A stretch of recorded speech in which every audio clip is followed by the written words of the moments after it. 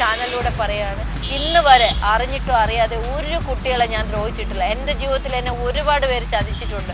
ഞാൻ മാപ്പ് കൊടുത്ത് ഇത്രയും വർഷം ഞാൻ പോയി. ജൂനിയർ ആർട്ടിസ്റ്റ്, സീനിയർ ആർട്ടിസ്റ്റ് അങ്ങനെയൊന്നുമല്ല. ഇന്ത്യയിലെ പെണ്ണുങ്ങൾക്കൊക്കെ മാനത്തിന് ഒരേ വിലയേ ഉള്ളൂ. അപ്പോൾ അതുകൊണ്ട് ആ മാനം അവരുടെ കൺസെൻറ്റ് ഇല്ലാതെ നശിപ്പിക്കപ്പെട്ടാൽ ചോദിക്കാൻ എല്ലാ പെണ്ണുങ്ങളും വരണം. അവർ വേറൊരു മുഖമുള്ള സ്ത്രീയാണ്. അവർ ചെയ്തുകൊണ്ട് ഈ പെൺകുട്ടിക്ക് നേരെ ചെയ്ത കാര്യങ്ങൾ വീഡിയോയിൽ പറയുക, കള്ളു കുടിപ്പിക്കാൻ ശ്രമിച്ചെന്നും ഞാൻ അവിടെ നിന്ന് രക്ഷപ്പെട്ടു. നിങ്ങൾക്ക് പ്രയോജനമുള്ള കേസിന് നിങ്ങൾ മിണ്ടാതിരിക്കുകയും നിങ്ങളെല്ലാ ആനുകൂല്യങ്ങളും പറ്റുകയും നിശബ്ദത പാലിച്ച് വീണ്ടും നമ്മുടെ പെൺകുട്ടികളെ പിച്ച് ചീന്താൻ മൗന അനുവാദം കൊടുക്കുകയും ചെയ്യുന്നവരോട് എനിക്ക് റിക്വസ്റ്റാണ്, ഇനിയെങ്കിലും നിങ്ങൾ അത്തരം കാര്യങ്ങളിൽ നിന്ന് മാറി നിൽക്കുക. വേറെന്തിനെങ്കിലും ഉപയോഗിക്കാമെന്ന് ചിലപ്പോൾ തോന്നിയിട്ടുണ്ടാവും. ഞാൻ അവിടെ നിന്ന് എസ്കേപ്പ് ചെയ്ത് വന്നു. ഈ സ്ത്രീ തിരിച്ച് നാട്ടിൽ വന്നിട്ട് പിന്നെ ഞാൻ കാണുന്നത് കഴിഞ്ഞ ഒരു 4 വർഷം മുമ്പ് ഒരു വീഡിയോ വന്നിരുന്നു. അന്ന് പിന്നെ ഞാൻ ഇതേ ഒന്നിനും പോയില്ല. ആ സമയത്ത് എന്നെ പറ്റിക്കാൻ നിന്ന ഒരുത്തൻ്റെ കൂടെ ചേർന്നിട്ട് ആ സ്ത്രീ അന്നും വീഡിയോ. നമസ്കാരം. ഹേമ കമ്മിറ്റി റിപ്പോർട്ട് പുറത്തു വന്നതിന് പിന്നാലെ മലയാള സിനിമയിലെ പല പ്രമുഖർക്കെതിരെയും നിരവധി ആരോപണങ്ങളാണ് പിന്നാലെ പുറത്തു വന്നത്. അതിൽ നടൻ ജയസൂര്യക്കെതിരെയും ചില ആരോപണങ്ങൾ പുറത്തു വന്നിട്ടുണ്ട്. ആരോപണം ഉന്നയിച്ച സോണിയ മൽഹാറാണ് ഇന്ന് എൻ്റെ കൂടെയുള്ളത്. നമുക്ക് കൂടുതൽ വിശദാംശങ്ങൾ അവരോട് ചോദിക്കാം. നമസ്കാരം. മലയാള സിനിമയിലെ ഒരു വഴിത്തിരിവിൻ്റെ കാലമാണ് ഇപ്പോൾ എന്ന് തോന്നുന്നു. ഹേമ കമ്മിറ്റി റിപ്പോർട്ടിന് പിന്നാലെ നിരവധി പ്രമുഖർക്കെതിരെ ആരോപണങ്ങൾ വരുന്നു. അതിൽ താങ്കളും ഒരു ആരോപണം ഉന്നയിച്ചിരിക്കുകയാണല്ലേ. ഈ ആരോപണം ഉന്നയിക്കുന്നതിൻ്റെ പിന്നിലെ സാഹചര്യം എന്താണ്? അത് എങ്ങനെയാണ് തുടങ്ങുന്നത്? ഓക്കെ, അനുഭവങ്ങൾ എനിക്ക് തോന്നുന്നത് ഞാൻ 2009 മുതൽ സിനിമ ഇൻഡസ്ട്രിയിലുണ്ട്. നിരവധി വേദനിപ്പിക്കുന്ന ഒരു സാഹചര്യങ്ങളിലൂടെയൊക്കെ നമുക്ക് കടന്നു പോകേണ്ടി വന്നിട്ടുണ്ട്. എനിക്ക് മാത്രമല്ല, എൻ്റെ സുഹൃത്തുക്കൾ, ഞാൻ ഇടപെടുന്ന ആളുകളൊക്കെ ഇൻഡസ്ട്രിയിൽ നിന്ന് ഒരുപാട്, ഇൻഡസ്ട്രിയിൽ മാത്രമല്ല പൊതു ഇടങ്ങളിലൊക്കെ സ്ത്രീകൾക്കുണ്ടാകുന്ന ഒരു അരാജകത്വം ഉണ്ടല്ലോ. നമ്മൾ എവിടെയും നമ്മളെ ഒരു സെക്സ് ടോയ് ആയിട്ട് കാണുന്ന ഒരു സാഹചര്യം. എന്ത് കാര്യത്തിന് ഇറങ്ങിയാലും ആദ്യമേ തന്നെ ഇത്തരത്തിലൊരു ഹിൻഡ് തന്നുകൊണ്ട് നമ്മളിത് ഓക്കെ ആണോ എന്ന് ചോദിച്ചുകൊണ്ടാണ് ഏത് മേഖലയിലും നമ്മളെ കടന്നാക്രമിക്കുന്നത്. ഒരു സോഷ്യൽ വർക്കർ ആയതുകൊണ്ട് തന്നെ നിരവധി ഇത്തരം അനുഭവങ്ങൾ എൻ്റെ മുന്നിൽ എത്താറുണ്ട്. എൻ്റെ നമ്പർ ഒരു ഹെൽപ്പ് ലൈൻ നമ്പറാണ് കഴിഞ്ഞ 10 വർഷമായിട്ട്. അപ്പോൾ അതുകൊണ്ട് തന്നെ ആളുകൾ, ഒരുപാട് സ്ത്രീകൾ എന്നെ വിളിക്കാറുണ്ട്. അപ്പോൾ ഈ സാഹചര്യങ്ങളൊക്കെ ഇതൊന്ന് തുറന്ന് പറയാൻ പറ്റാതിരിക്കുന്ന ഒരാൾ കൂടെയായിരുന്നു ഞാൻ. അപ്പോൾ ഈ ഹേമ കമ്മിറ്റി റിപ്പോർട്ട് വന്നപ്പോൾ എനിക്കുണ്ടായ ചില തോന്നലുകൾ എന്താണെന്ന് വെച്ചാൽ, ഇതിനകത്ത് കുറച്ച് ഹൈഡിങ് വരുന്നുണ്ട്. തെറ്റുകാരെ വീണ്ടും പ്രൊട്ടക്റ്റ് ചെയ്യുന്ന ഒരു നയം നമ്മൾ അറിഞ്ഞോ അറിയാതെ എടുക്കുന്നുണ്ട് പൊതുസമൂഹവും അതിന് വേണ്ടപ്പെട്ട അധികാരികൾ. അപ്പോൾ ഇത് വീണ്ടും നമ്മളുടെ ഈ പെൺകുട്ടികൾക്കുണ്ടാകുന്ന അരാജകത്വം ഇവിടെ വീണ്ടും വളരെയാണ് ചെയ്യുന്നത്. അത് കുറയുന്നില്ല. ആർക്കും ഭയമില്ല. പണമുണ്ടെങ്കിൽ ഇതെല്ലാം അടിയിലാകും എന്നുള്ളത്, എന്നെ ആരും ശിക്ഷിക്കാനില്ല എന്നുള്ളൊരു ധാരണ പൊതുസമൂഹത്തിനുണ്ട്. അത് ഈ ഹേമ കമ്മിറ്റി റിപ്പോർട്ട് വന്നപ്പോൾ വീണ്ടും നമ്മളൊരു പ്രതീക്ഷയായിരുന്നു, ഓക്കെ ഇതിപ്പോൾ റിവീലാവും, ഇന്ന പ്രശ്നങ്ങളുണ്ട് ഇൻഡസ്ട്രിയിലായാലും ഇതൊക്കെ പരിഹരിക്കും. സെക്സ് മാത്രമല്ല ഇവിടുത്തെ ഒരു വിഷയം എന്ന് പറയുന്നത്. സാലറി ആയാലും ഏത് താമസ സൗകര്യങ്ങൾ, ഫുഡ്, പലതരത്തിലുള്ള അനീതികൾ ഇൻഡസ്ട്രിക്കകത്തുണ്ട്. ചില ആളുകളുടെ കയ്യിൽ മാത്രമാണ് മലയാള സിനിമ എന്ന് നമുക്കൊരു തോന്നൽ. അവരില്ലെങ്കിൽ സിനിമയില്ല, അവരില്ലെങ്കിൽ നാളെ ലോകമേ ഇല്ല എന്നുള്ള തോന്നൽ പൊതുസമൂഹത്തിന്. അങ്ങനെയല്ല, ഒരുപാട് കഴിവുള്ള ആളുകൾ കടന്നു വരേണ്ടതുണ്ട്. അത് അഭിനയിക്കാനായാലും ടെക്നിക്കൽ രംഗത്തായാലും ഒക്കെ. അപ്പോൾ ചലച്ചിത്ര മേഖല ഏതോ കുറേ ആളുകളുടെ കയ്യിൽ മാത്രം കൊടുത്ത് മറ്റു ചിലരൊക്കെ വെറും അടിമകളായിരിക്കുന്ന സാഹചര്യം, പല അനുഭവങ്ങളുണ്ട്. അതൊക്കെ തുറന്നു പറഞ്ഞാൽ ചിലപ്പോൾ സിനിമാക്കാർക്ക് തന്നെ നമ്മളെ ഒട്ടും ഇഷ്ടപ്പെടാതെ വരും. എന്നാലും ഇൻഡസ്ട്രിക്കകത്ത് അങ്ങനെ കുറേ അരാജകത്വം ഉള്ളത് കൊണ്ടും ഈ ഹേമ കമ്മിറ്റി റിപ്പോർട്ട് വന്നപ്പോൾ അത് കൃത്യമായി അതിൻ്റെ സാധ്യതകൾ അധികാരികൾ ഉപയോഗിക്കാത്തത് കൊണ്ടും ഒക്കെ മനസ്സിന് പ്രയാസം ഉണ്ടായിരുന്നു. ഇത് സംസാരിക്കണം എന്നുള്ളൊരു തോന്നലുണ്ടായി. ശേഷം വന്ന കാര്യങ്ങളെന്ന് പറയുന്നത്, ബംഗാളിൽ നിന്ന് വന്ന ഒരു നടിയടക്കം കേരള ചലച്ചിത്ര അക്കാദമിയുടെ തലപ്പത്തിരിക്കുന്ന ഒരാളെക്കുറിച്ച് വരെ വളരെ മോശമായിട്ട് ആരോപണങ്ങൾ വരികയും അതുപോലും നമ്മൾ കണ്ണടച്ച് വിശ്വസിക്കേണ്ടെന്നുള്ള പൊതുസമൂഹത്തിൻ്റെ ധാരണയാണ്. അതിലെനിക്ക് അവരെ തെറ്റു പറയാൻ പറ്റില്ല. പക്ഷേ ഒരു അന്വേഷണം വരുമ്പോൾ കൃത്യമായ ഇടപെടലുകൾ ഉണ്ടാകണമെന്നുള്ള, അത് എത്ര വർഷം കഴിഞ്ഞാലും ഒരു സ്ത്രീക്ക് നേരിട്ട് അനുഭവം ചിലപ്പോൾ അവൾക്ക് വർഷങ്ങൾക്ക് ശേഷമായിരിക്കും തുറന്നു പറയാൻ സാഹചര്യം ഉണ്ടായി. ആ സ്ത്രീയെ പോലും 2 തരത്തിൽ കാണുന്ന ഒരു അവസ്ഥ വന്നു.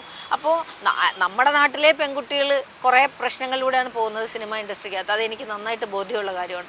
അതോടൊപ്പം അന്യ സംസ്ഥാനത്ത് നിന്ന് വന്ന ഒരു നടിക്ക് പോലും രക്ഷയില്ലാത്തൊരു സാഹചര്യം. പലരും തുറന്നു പറയാത്തത് അവർക്ക് ചാൻസ് പോവും, അല്ലെങ്കിൽ അവർക്ക് പൊതുസമൂഹത്തിൻ്റെ ഇടയിൽ നിന്ന് വേണ്ടത്ര സപ്പോർട്ട് കിട്ടില്ല, കുടുംബത്തിൽ നിന്ന് കിട്ടില്ല. ഇതൊക്കെയാണ് പെണ്ണുങ്ങൾ ഇതിലേക്ക് പുറകോട്ട് വലിക്കുന്നത്. പിന്നെ ചിലവർ കണ്ണുടച്ച് എനിക്കൊരു പ്രശ്നമില്ല, എനിക്ക് ചാൻസ് കിട്ടി, പണം ഉണ്ടായി, ഫെയിം മാത്രം മതി എന്നുള്ള നല്ല ആളുകൾ നമുക്കറിയാം. അങ്ങനെ മിണ്ടാണ്ട് പോയിട്ട് വലിയ ആളുകളാവുന്ന ആളുകളുണ്ട്. ഇതൊന്നും അല്ലാതെ പ്രതികരിക്കുന്നവർ മാത്രം കുറ്റവാളിയാണ്. അങ്ങനെയാണ് ന്യൂസ് 18 എന്ന് പറയുന്ന ഒരു ചാനലിൽ ഒരു ടോക്ക് ഷോയ്ക്ക് വിളിക്കുമ്പോൾ അവർ ചോദിക്കുകയാണ്, മാഡത്തിന് എന്തെങ്കിലും സ്വന്തമായിട്ട് അങ്ങനെ അനുഭവം ഉണ്ടോ എന്ന് ചോദിക്കുമ്പോൾ ഈ കാര്യങ്ങൾ മറ്റുള്ള സ്ത്രീകൾക്ക് വേണ്ടി സംസാരിക്കാൻ വരുന്നൊരു സ്ത്രീ എന്ന നിലയിൽ, സമൂഹത്തിലൊരു സോഷ്യൽ വർക്കറായിട്ടും കൂടെ നിൽക്കുന്ന ഒരു വ്യക്തി എന്ന നിലയിൽ എനിക്ക് തുറന്നു പറയണമെന്ന് തോന്നി.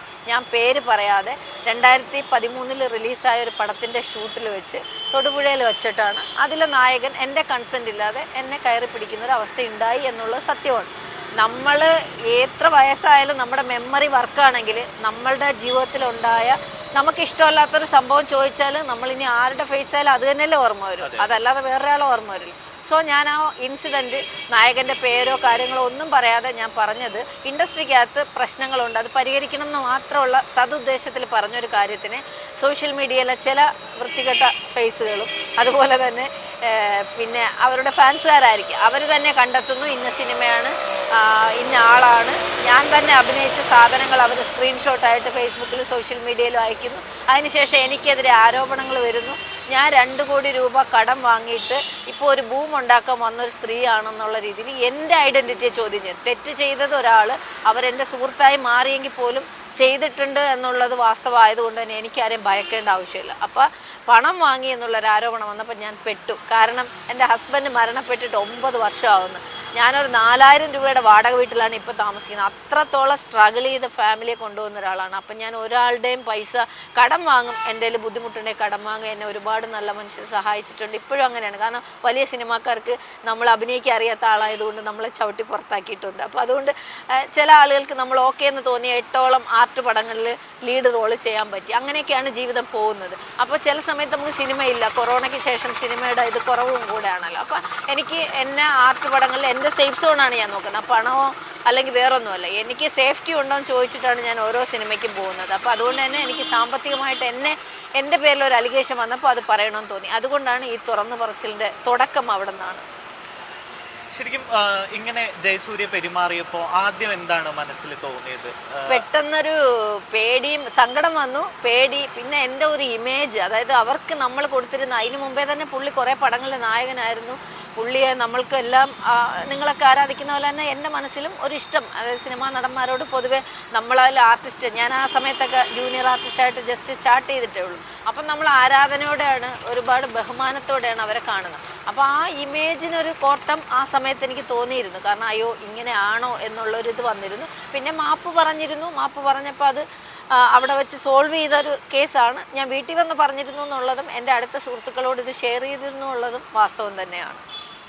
ഒരു തമാശ രൂപേണയാണോ അത് അങ്ങനെ പെരുമാറിയത്, അതോ അതിൽ കാര്യഗൗരവത്തോടു കൂടി വളരെ മനസ്സിനെ വേദനിപ്പിക്കുന്ന തരത്തിൽ? അത് ഒരു തമാശയാണോന്ന് എനിക്ക്, തമാശയ്ക്കായിരിക്കില്ലല്ലോ നമ്മൾ മേക്കപ്പ്, ഞാൻ അതായത് അദ്ദേഹത്തെ പരിചയപ്പെട്ട 1/2 മണിക്കൂർ എന്തോ ആവുന്നുള്ളൂ. സംവിധായകൻ പരിചയപ്പെടുത്തി തന്നു. അതിനു മുമ്പ് പരിചയമില്ല. ഞാൻ ആദ്യമായിട്ട് രമ്യ നമ്പീശനുണ്ട് ആ ലൊക്കേഷനിൽ, ജയസൂര്യ ഉണ്ട്. അപ്പോൾ സംവിധായകനായ അവിര റബേക്ക സാറ് പറഞ്ഞു ഇതാണ് ഈ പടത്തിലെ നായകൻ, ഇതാണ് ഈ പടത്തിലെ നായിക എന്ന് പറഞ്ഞ് രണ്ടുപേരും പരിചയപ്പെടുത്തുന്നു. കാരണം ഞാനൊരു സോഷ്യൽ വർക്കർ ആയതുകൊണ്ട് ജൂനിയർ ആർട്ടിസ്റ്റായിട്ട് ചെല്ലുമ്പോഴും നമുക്കൊരു പരിഗണന എല്ലാ സ്ഥലത്തും ഒരു ചെറിയ പ്രിവിലേജ് നമുക്ക് കിട്ടുന്നുണ്ടായിരുന്നു. അപ്പോൾ ആ സമയത്ത് എന്നെക്കുറിച്ച് പത്രവാർത്തകളൊക്കെ വന്നതുകൊണ്ടാവാം സാർ പറയുകയും ചെയ്തു സോഷ്യൽ വർക്കർ ചെയ്യുന്നുണ്ടുള്ളൊരു റെസ്പെക്റ്റ് ഉണ്ട് എന്ന് തന്നെ പറഞ്ഞുകൊണ്ടാണ് അവിര സാറ് സംസാരിക്കുന്നത്. സാറിൻ്റെ ഭാഗത്തു നിന്നൊക്കെ നല്ല രീതിയിലുള്ളൊരു ഇടപെടലാണ് ഉണ്ടായത്. സാറിങ്ങനെ പരിചയപ്പെടുത്തി രമ്യ നമ്പീശൻ ഹായ് പറഞ്ഞു. അത് കഴിഞ്ഞ് ഇദ്ദേഹത്തെ പരിചയപ്പെട്ടു. അത് കഴിഞ്ഞ് അദ്ദേഹം എങ്ങോട്ട് പോയി ഞാൻ ശ്രദ്ധിക്കുന്നില്ല. പിന്നെ എന്നോട് പറഞ്ഞു മേക്കപ്പ് കോസ്റ്റ്യൂം എല്ലാം അത് ക്ലിയർ ആയിട്ട് അടുത്ത ഷോട്ടിൽ കയറണമെന്ന് പറഞ്ഞു. അപ്പം ഞാൻ ഡ്രസ് ചേഞ്ച് ചെയ്തു, മേക്കപ്പ് കഴിഞ്ഞു. സ്വാഭാവികമായിട്ടും നമ്മൾ ഷോട്ടിന് മുമ്പ് ഒന്ന് വാഷ്റൂമിൽ പോയി വന്നിട്ട് ഒന്ന് കുറേ നേരം നമ്മൾ ക്യാമറയുടെ ബാക്കിലായിരിക്കുമല്ലോ. അപ്പോൾ ഒന്ന് ഫ്രഷപ്പ് ആയിട്ട് ഒന്നുകൂടി വെള്ളം കുടിച്ച് തിരിച്ചു വരാൻ വേണ്ടി പോയിട്ട് തിരിച്ചു വരുമ്പോഴാണ് അൺഎക്സ്പെക്റ്റഡ് ആയിട്ടാണ് നമ്മൾ ബാക്കിൽ പെട്ട ഒരാളാണ്. അതാണ് എനിക്ക്. അപ്പം അത് ഒരു ഫ്രണ്ട്ഷിപ്പായിട്ട് അല്ലെങ്കിൽ ഒരു തമാശയ്ക്ക് വന്ന് നമ്മളെ തൊടുന്നത് വേറെ, നമ്മളെ പരിചയം ഉണ്ടായിട്ട് വന്ന് പറയുന്നത് വേറെ. ഇത് അൺഎക്സ്പെക്റ്റഡ് ആയിട്ട് നമ്മൾ വരുമ്പോൾ വന്ന് ബാക്കിൽ നിന്ന് പിടിച്ചിട്ട് തിരിച്ച് നിർത്തുമ്പോഴാണ്, നമ്മളെ കറക്കി നിർത്തുമ്പോഴാണ് നമ്മൾ ഫേസ് റിവീൽ ആവണത് ഇന്ന ആളാണ്. അപ്പോൾ നമ്മളെ ഉള്ളിൽ നിന്ന് ഒരു സാധനം വരുമല്ലോ. നമ്മൾ ഒറ്റയ്ക്കാണ് ആ സമയത്തൊക്കെ ലൊക്കേഷനിൽ പോകുന്നത്. ഇതിപ്പോൾ നമ്മൾ അറിഞ്ഞിട്ട് രണ്ടുപേര് പരിചയപ്പെടുന്ന എന്തെങ്കിലും നമ്മളെ ശരീരത്തെ തൊടുന്ന പോലെ അല്ല, നമ്മൾ പേടിച്ചു പോകില്ലേ. പ്രത്യേകിച്ച് എൻ്റെ ലൈഫിൽ എനിക്ക് അങ്ങനെ ഒരു പേടി എൻ്റെ ചെറുപ്പ സമയത്ത് കിട്ടിയിട്ടുള്ള ഒരാളാണ്. അന്നും എനിക്കൊന്നും സംഭവിച്ചിട്ടില്ല. പക്ഷേ ആ പേടി ഉള്ളതുകൊണ്ട് ഒരു പുരുഷൻ നമ്മളുടെ അനുവാദമില്ലാത്ത ശരീരത്ത് തൊടുമ്പം ഒരു പേടി ഉണ്ടാവും. സത്യത്തിൽ ആ പേടി എനിക്ക് ആ സമയത്ത് അപ്പോഴും ഉണ്ടായിരുന്നു. അപ്പം നമ്മൾ മേക്കപ്പൊക്കെ ചെയ്ത് നല്ല ഇതായിട്ടിരുന്നെങ്കിൽ കരഞ്ഞു. ഞാൻ കണ്ണ് നിറഞ്ഞപ്പോൾ പുള്ളി തന്നെ പറഞ്ഞ് കരയണ്ട, പേടിച്ച് പോയെന്ന് പുള്ളിക്ക് മനസ്സിലായി. അപ്പം ഞാനിങ്ങനെ തള്ളി മാറ്റിയ ആളിനെ, എന്നിട്ട് പറഞ്ഞു എനിക്ക് നിങ്ങളെക്കുറിച്ചൊരു ഇതുണ്ടായിരുന്നു, നിങ്ങളൊരു വലിയ നടനാണ്. ആ ഒരു ഇത് വന്നപ്പം എനിക്ക് എന്തോ ഒരു ഇത് തോന്നി, ഇത് ശരിയായതല്ല എന്ന് ഞാൻ അപ്പോഴും തന്നെ പറയുകയും ചെയ്തു. എൻ്റെ ആ ഒരു റിയാക്ഷനിൽ നിന്ന് അദ്ദേഹത്തിന് മനസ്സിലായി അതൊട്ടും ഫെയറായൊരു കാര്യമായിരുന്നില്ല എന്ന് മനസ്സിലായി.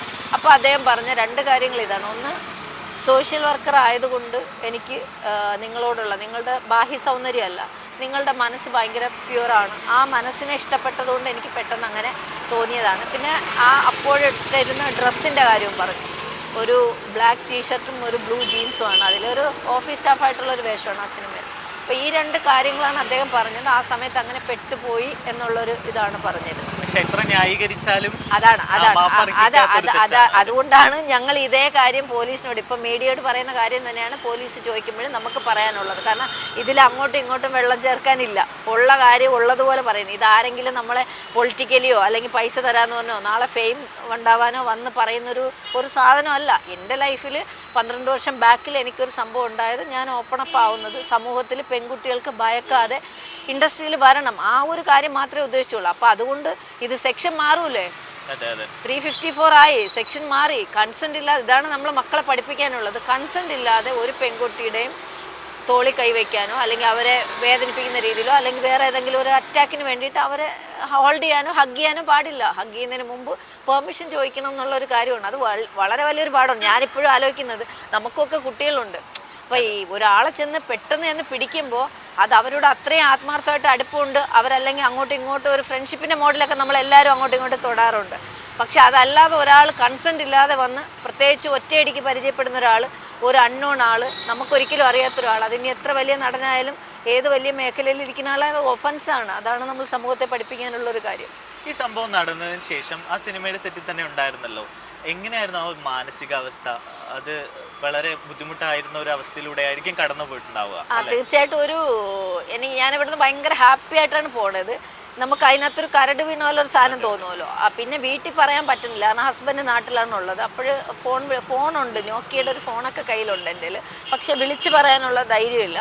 പിന്നെ വീട്ടിൽ വന്നിട്ട് എന്തായാലും പറയണം, കാരണം നമ്മളെ ഉള്ളിൽ അങ്ങനെ ഒരു സാധനം ഇരിക്കണ്ട എന്നുള്ളൊരിതിൽ. പിന്നെ ലൊക്കേഷനിൽ എൻ്റെ അറിവ് ശരിയാണെങ്കിൽ ഞാനത് അവിടെ ആരോടത്തും പറഞ്ഞതായിട്ട് എനിക്കറിയില്ല. പിന്നീട് അവിരാജ് സാർ, ഇതിൻ്റെ സംവിധായകൻ, അറിഞ്ഞതായിട്ട് എനിക്കറിയാം. കാരണം സിനിമയായിട്ട് ബന്ധപ്പെട്ട 1-2 പേരോട് പിന്നീട് പല സന്ദർഭത്തിൽ നമ്മൾ സംസാരിക്കുന്ന കൂട്ടത്തിൽ പറയേണ്ടി വന്നിട്ടുണ്ട്, ഇങ്ങനൊരു ശ്രമം ഉണ്ടായിട്ടുണ്ട്. പിന്നെ ഞാൻ അഭിനയിക്കാൻ കയറിയപ്പം എനിക്കൊരു ചെറിയൊരു തുടക്കത്തിലൊരു സ്റ്റാർട്ടിങ് ട്രബിൾ ഉണ്ടായിരുന്നെങ്കിലും ആ ക്യാരക്ടറിൽ അധികമൊന്നുമില്ല പെർഫോം ചെയ്യാൻ. ഓഫീസ് സ്റ്റാഫായിട്ട് കുറച്ച് ഡയലോഗ്സും കാര്യങ്ങളൊക്കെ ഉള്ളൂ. എങ്കിലും എൻ്റെ ഓർമ്മ ശരിയാണെങ്കിൽ 2-3 ദിവസം അവിടെ ഷൂട്ട് ഉണ്ടായിരുന്നു. പിന്നീട് ഒരിക്കൽ പോലും എൻ്റെ ഫേസ് ടു ഫേസ് നമ്മൾ അങ്ങനെ വന്ന് ഇതാക്കിയിട്ടില്ല, ഒരു നോട്ടം കൊണ്ടോ അല്ലെങ്കിൽ ഒരു മെസ്സേജിലോ ഒന്നിലും. പിന്നെ പുള്ളി അന്ന് പറഞ്ഞതിന് ശേഷം പിന്നെ എനിക്കൊരു ഡിസ്റ്റർബായിട്ട് തോന്നിയിട്ടില്ല.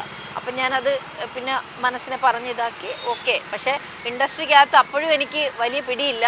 ഇങ്ങനെയൊക്കെ ഇതിനേക്കാൾ ഭീകരമായിട്ട്, ഇത് ടച്ച് ചെയ്യാൻ ശ്രമിച്ചതേ ഉള്ളൂ, ഇതിനേക്കാൾ ഭീകരമായിട്ട് പെണ്ണുങ്ങൾ ആ സമയത്ത് എന്തെങ്കിലും ബുദ്ധിമുട്ടുണ്ടെന്ന് എനിക്ക് അറിയത്തില്ല. അങ്ങനെ ആ സമയത്ത് അറിയാമായിരുന്നെങ്കിൽ ചിലപ്പോൾ ഞാനതൊരു ഇതായിട്ട് തന്നെ എല്ലായിടത്തും പറഞ്ഞേനെ, ഇങ്ങനെ ഉണ്ട്, നമുക്ക് ഇങ്ങനെ വന്നു. ആ സമയത്ത് ഞാൻ വിചാരിക്കുന്നത് നമ്മൾ ചിന്തിക്കുന്നത് എന്താണ്, നമ്മുടെ പേഴ്സണാലിറ്റി ഇഷ്ടപ്പെട്ടിട്ട് ഒരാൾക്ക് പെട്ടെന്നുണ്ടായ തെറ്റായിട്ട് ഓക്കെ മാപ്പ് ചോദിച്ചു, അങ്ങനെയാണ് അത് അവിടെ വയ്ക്കുന്നത്. പക്ഷെ പിന്നീടുള്ള കാര്യങ്ങളൊക്കെ അങ്ങനെ അല്ലാന്ന്, സിനിമാ മേഖലയിലെ കാര്യങ്ങളൊക്കെ അറിഞ്ഞറിഞ്ഞ് വരുമ്പോഴായിരുന്നു പേടിപ്പിക്കുന്ന സാധനങ്ങൾ കണ്ടും കേട്ടിട്ടുണ്ട്. പിന്നീട് ജയസൂര്യയായിട്ടുള്ള ബന്ധം മറ്റേതെങ്കിലും സിനിമകളിൽ സഹകരിച്ചിരുന്നോ, അല്ലെങ്കിൽ അദ്ദേഹവുമായിട്ട് പിന്നീട് എപ്പോഴെങ്കിലും കാണേണ്ട സാഹചര്യങ്ങൾ ഉണ്ടായിരുന്നോ, സംസാരിക്കേണ്ട സാഹചര്യങ്ങൾ ഉണ്ടായിരുന്നോ? ഓക്കെ, ഞാൻ വീട്ടിൽ വന്നതിന് ശേഷം എനിക്ക് തോന്നുന്നത് എൻ്റെ നമ്പർ കളക്ട് ചെയ്തിട്ട് അദ്ദേഹം വിളിച്ചു, ഒരിക്കൽ കൂടി മാപ്പ് പറയാൻ കാര്യങ്ങൾ ചെയ്തു.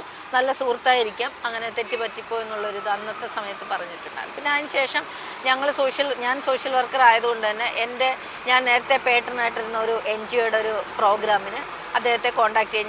ഞാൻ നമ്പർ കൊടുത്തു, ആ ട്രസ്റ്റിൻ്റെ ആൾക്കാരാണ് വിളിച്ചത്. അദ്ദേഹം പങ്കെടുക്കുകയും ഞങ്ങൾ ഒരേ വേദി പങ്കെടുക്കുകയൊക്കെ ചെയ്തിട്ടുണ്ട്, പല സ്ഥലത്തും അല്ലാതെയും കണ്ടിട്ടുണ്ട്.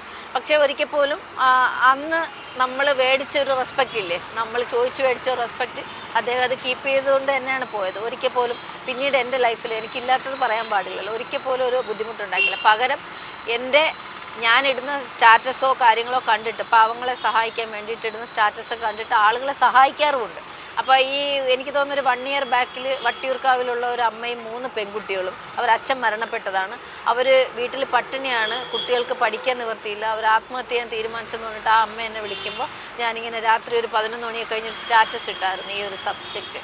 അപ്പോൾ അദ്ദേഹം അത് കണ്ടിട്ട് രാവിലെ തന്നെ അവർക്ക് എനിക്ക് തോന്നുന്നത് അപ്പം തന്നെ 25,000 രൂപയും പിന്നെ വീട്ടിലേക്കുള്ള സാധനങ്ങൾ, ആ കുട്ടികളുടെ പഠനമൊക്കെ ഏറ്റെടുത്തു, ഒരുപാട് കാര്യങ്ങൾ ചെയ്തിട്ടുണ്ട്. അപ്പോൾ അങ്ങനെയുള്ള ഒരാളെയാണ് പിന്നെ ഞാൻ കണ്ടിട്ടുള്ളത്. ഇപ്പോൾ ഈ ആരോപണം ഉന്നയിക്കപ്പെട്ടു, അത് കേസായി മാറിയിരിക്കുകയാണ്. ഈ സാഹചര്യത്തിൽ മാധ്യമങ്ങളിലൊക്കെ വാർത്തയായിട്ട് വന്നിരിക്കുകയാണല്ലോ, ഇപ്പോൾ ജയസൂര്യയുടെ ഭാഗത്തു നിന്നോ അല്ലെങ്കിൽ മറ്റാരുടെയെങ്കിലും ഭാഗത്തു നിന്നോ ഇത് പിൻവലിക്കണമെന്നോ അല്ലെങ്കിൽ ഇതിൽ നിന്ന് പിന്മാറണമെന്നോ അങ്ങനെയുള്ള എന്തെങ്കിലും നീക്കങ്ങളുണ്ടായിരുന്നു? അത് അദ്ദേഹം എന്നെ കോണ്ടാക്ട് ചെയ്തിട്ടില്ല, അദ്ദേഹത്തിൻ്റെ എൻ്റെ നമ്പർ ഉള്ളതാണ്, പക്ഷേ ഈ സമയം വരെ കോണ്ടാക്ട് ചെയ്തിട്ടില്ല. പക്ഷെ പകരം അദ്ദേഹം പറഞ്ഞു വിട്ടതാണോ എന്നറിയില്ല, ഒരു 3-4 കോൾസ് വരികയും അവർ പറയുന്നത് മീഡിയനെ അറ്റൻഡ് ചെയ്യരുത്, ഇനി ഒരു മീഡിയയ്ക്കും ഇൻ്റർവ്യൂ പോലെ കൊടുക്കരുത്, ഈ കാര്യങ്ങൾ സംസാരിക്കരുത്, പിന്നെ ഇത്രയും വലിയൊരു പ്രോജക്റ്റ് പുറത്തു വരാൻ പോവുകയാണ്, അപ്പോൾ അതിനെ ബാധിക്കത്തില്ലേ, പിന്നെ അവർക്ക് ഫാമിലി ഉണ്ട്, നിങ്ങൾക്കും ഫാമിലി ഉണ്ട്, അപ്പോൾ അത് ഡ്രോപ്പ് ഔട്ട് ചെയ്യണം എന്നുള്ള, അതായത് സ്നേഹത്തിലാണ്. അതൊരു ഭയങ്കര ത്രെട്ടനായിട്ട് നിന്നെ ഞാൻ കൊന്നുകളെ നാളെ മുതൽ ഇത് പറയുന്നൊക്കെ പറഞ്ഞാൽ പോലീസിൻ്റെ അണ്ടറിലാണ് ഇത്, കേരള സർക്കാർ ഏറ്റെടുത്ത ഇതിപ്പം രാജ്യം ഉറ്റുനോക്കുന്ന ഒരു കേസായിട്ട് മാറിയിരിക്കുന്നുണ്ട്. എന്തെങ്കിലും അങ്ങനത്തെ ഒരു സാധനം വന്നു കഴിഞ്ഞാൽ പിടിക്കപ്പെടുമെന്ന് അറിയാവുന്നതുകൊണ്ട് സ്നേഹത്തിലുള്ള ഉപദേശങ്ങളും കാര്യങ്ങളൊക്കെയാണ് ഇപ്പം നടന്നുകൊണ്ടിരിക്കുന്നത്. സോഷ്യൽ മീഡിയയിൽ ഇപ്പോൾ ആരോപണം ഉന്നയിക്കുന്നവർക്ക് എതിരെ ഭയങ്കരമായിട്ടുള്ള ഒരു ഹെയ്റ്റ് ക്യാമ്പയിനും ട്രോളുകളും ഒക്കെ ഇറങ്ങുന്നുണ്ട്. അതൊരിക്കലും ശരിയായിട്ട് അംഗീകരിക്കാൻ കഴിയുന്ന ഒരു കാര്യമേ അല്ല. അതിനെപ്പറ്റി എന്താണ് പറയാനുള്ളത്?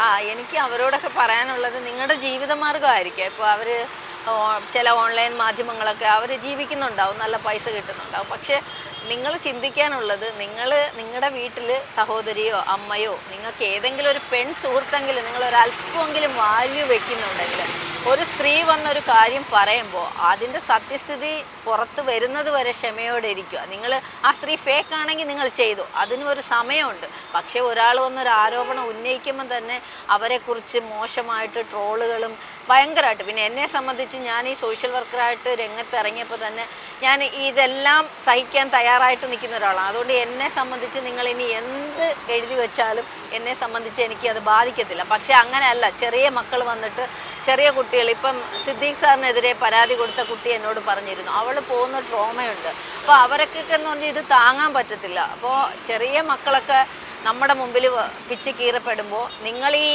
വേട്ടക്കാരനൊപ്പം നിന്നുകൊണ്ട് ഇത്തരം ട്രോൾ ഇറക്കുകയും ഒക്കെ ചെയ്യണത് അനീതിയാണ്. അത് ചെയ്യരുതെന്ന് എല്ലാവരോടും ഞാൻ റിക്വസ്റ്റ് ചെയ്യുകയാണ്. കാരണം ഇത് തന്നെ വേണമെങ്കിൽ ട്രോളായിട്ട് വരാം. അപ്പോൾ നിങ്ങൾ ദൈവത്തെ ഓർത്ത് നിങ്ങൾ നല്ല കാര്യങ്ങൾ, നിങ്ങൾക്ക് എങ്ങനെയെല്ലാം നിങ്ങൾക്ക് കാശുണ്ടാക്കാം. അപ്പോൾ ഓൺലൈൻ മാധ്യമങ്ങളും ഒരു അല്പം നീതി ഈ നാടിനോടുണ്ടാകണം. കാരണം നിങ്ങളെ പ്രസവിച്ചത് ഒരു അമ്മയാണല്ലോ, നിങ്ങൾ വിട്ടുകൊടുക്കുമോ നിങ്ങൾ അമ്മയോ സഹോദരിയോ ഇത്തരത്തിൽ ചവിട്ടിക്കീറാൻ? അത് മാത്രം ആലോചിച്ചാൽ മതി. അങ്ങനെ ഉണ്ടെങ്കിൽ നിങ്ങളൊരു നല്ല പുരുഷനാണെങ്കിൽ ഒരിക്കലും ഇത്തരം നെഗറ്റീവ് ട്രോൾ, എനിക്കെതിരെ എന്തൊക്കെയാണ് വരുന്നത്, ഒരുപാട് ഫേക്ക് വീഡിയോസ് വരെ വരുന്നുണ്ട്. ഞാനൊരു കള്ളിയാണ്, സമൂഹത്തിൽ കള്ളിയാണ്, വ്യാജ ഡോക്ടറേറ്റ്, എന്തൊക്കെയാണ്. ആ ഡോക്ടറേറ്റിൻ്റെ പിറകിലുള്ള കാര്യം പോലും അന്വേഷിക്കാതെ 1-2 വലിയ ചാനൽ ഉൾപ്പെടെ മോശമായിട്ടുള്ള കാര്യങ്ങളിൽ അത് എന്താ പറയുക, പബ്ലിക്കിൻ്റെ മുമ്പിലേക്ക് വരുന്നൊരു രീതി ഞാൻ കണ്ടു. ഇനി അത്തരം കാര്യങ്ങളും കൂടി ഞാൻ ഒന്ന് പറയാം. കാരണം വ്യാജ ഡോക്ടറേറ്റ് എന്നുള്ള ആരോപണത്തിനുള്ള മറുപടി ഈ ചാനലിലൂടെ പറയാം. അതായത് നമ്മളുടെ സേവന പ്രവർത്തനങ്ങൾക്ക് അത് ഏത് മേഖലയിലായാലും സ്വമേധയാ കിട്ടുന്നതാണ് ഡോക്ടറേറ്റ് എന്ന് പറയുന്നത്. PhD ഡോക്ടറേറ്റ് അല്ല, അതിന് പഠിക്കണം, പഠിച്ച് നേടണം. ഞാൻ എൻ്റെ ചെറുപ്പകാലത്ത് എൻ്റെ കല്യാണം കഴിഞ്ഞത്, എങ്കിലും ഞാൻ ഡിഗ്രി എടുത്തു, എനിക്ക് പഠിക്കാൻ ഭയങ്കര ഇഷ്ടമായിരുന്നു. MAക്ക് പോയി, MAക്ക് ഫസ്റ്റ് ഇയർ പരീക്ഷ നല്ല മാർക്കോടെ പാസ്സായി. പക്ഷേ സെക്കൻഡ് ഇയറിൽ എൻ്റെ ജീവിതത്തിലുണ്ടായ വലിയ ഒരു പ്രശ്നത്തിൽ എൻ്റെ സെക്കൻഡ് ഇയർ പരീക്ഷ എനിക്ക് എഴുതാൻ പറ്റിയിട്ടില്ല. അപ്പം മാസ്റ്റർ ഡിഗ്രി പൂർത്തിയാക്കാൻ പറ്റാത്ത ഒരാളാണ്. അപ്പോൾ പഠിക്കാൻ ആഗ്രഹം ഉണ്ടായിട്ട് അത് നടന്നിട്ടില്ല. പക്ഷേ സോഷ്യൽ വർക്കറായിട്ട് ഈ സമൂഹത്തിലെ പാവങ്ങൾക്കൊപ്പം കഴിഞ്ഞ 19 വർഷമായിട്ട് അവരുടെ പുഴുവരിക്കുന്ന ദേഹം കഴുകി കുളിപ്പിക്കുന്ന ഒരാളാണ് ഞാൻ. അപ്പോൾ അതിന് വേണ്ടിയിട്ട് അമേരിക്കയിൽ നിന്നുള്ളൊരു യൂണിവേഴ്സിറ്റിയും കർണാടകത്തിൽ ഇന്ത്യയിൽ നിന്നുള്ളൊരു യൂണിവേഴ്സിറ്റിയും 2 ഡോക്ടറേറ്റ് നൽകി ആദരിച്ചിട്ടുണ്ട്. അത് നമുക്ക് നമ്മുടെ പേരിന് മുമ്പിൽ ഡോക്ടർ എന്നുള്ളൊരു ഇത് നമുക്ക് വെക്കാം. പക്ഷെ നമ്മൾ ചെയ്യാൻ പറ്റാത്ത 2 കാര്യം എന്ന് പറയുന്നത് PhD ഡോക്ടറേറ്റ് എന്ന് പറഞ്ഞിട്ട് ജോലിക്ക് അപേക്ഷിക്കാൻ പാടില്ല.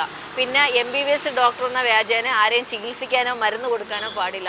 ഇത് രണ്ട് കാര്യം ചെയ്യാതിരുന്നാൽ ഇവിടെ ഉള്ള ഒരുപാട് ആളുകൾക്ക് പല മേഖലയിൽ ഡോക്ടറേറ്റ് കിട്ടിയിട്ടുണ്ട്. അത് വ്യാജ ഡോക്ടറേറ്റ് അല്ല, അതിന് അംഗീകാരമുള്ള യൂണിവേഴ്സിറ്റികൾ കൊടുക്കുന്ന ഓണററി ഡോക്ടറേറ്റ് ആണ്. ഒരാളുടെ സംഭാവന അവർ സമൂഹത്തിന് കൊടുക്കുന്ന, ചിലപ്പോൾ സ്പോർട്സിലാവാം അല്ലെങ്കിൽ സിനിമയിലല്ല, എവിടെയും. അതുകൊണ്ടാണ് IM വിജയൻ സാറ് 7ാം ക്ലാസ് പഠിച്ച ഒരാളാണ്. അദ്ദേഹം ഇന്ന് വലിയൊരു ഉദ്യോഗസ്ഥനാണ്. അദ്ദേഹത്തിൻ്റെ അദ്ദേഹം ആ സ്പോർട്സിലൂടെ ഇന്ത്യക്ക് കൊടുത്ത നേട്ടങ്ങൾക്കാണ് അദ്ദേഹത്തിന് ആ ജോലി കൊടുത്തിരിക്കുന്നത്. അപ്പോൾ അത് ഒരു വ്യക്തിക്ക് കൊടുക്കുന്ന അംഗീകാരമാണ്. അതിനെ മനസ്സിലാക്കാനെങ്കിലും സാധാരണ ജനങ്ങൾക്ക് കഴിയണം. വ്യാജ ഡോക്ടറേറ്റ് എന്നുള്ള ലേബൽ പറഞ്ഞിട്ട് ഞാൻ കൊണ്ടുവന്ന ആരോപണത്തെയും എന്നെയും വില കുറച്ച് കാണുക എന്നത് നിങ്ങൾക്കുണ്ടാകുന്ന പ്രശ്നമാണ് സഹോദരന്മാരെ. സിനിമയുമായി ബന്ധപ്പെട്ടൊക്കെ പ്രവർത്തിക്കുകയാണ്. നിരവധി സിനിമാ പ്രവർത്തകരും നിരവധി സാഹചര്യങ്ങളിലൂടെ ഒക്കെ കടന്നു പോകുന്ന ഒരു വ്യക്തിയാണ്. പിന്നീട് എപ്പോഴെങ്കിലും ഇത്തരത്തിലുള്ള ഒരു ദുരനുഭവം മറ്റാരിൽ നിന്നെങ്കിലും ഉണ്ടായിട്ടുണ്ടോ? ഒരുപാട് ശ്രമങ്ങൾ ഉണ്ടായിട്ടുണ്ട്. പിന്നെ ഇങ്ങനെയുള്ള കാര്യം ആയതുകൊണ്ട് തന്നെ എനിക്ക് നല്ല ഉറപ്പുണ്ട്.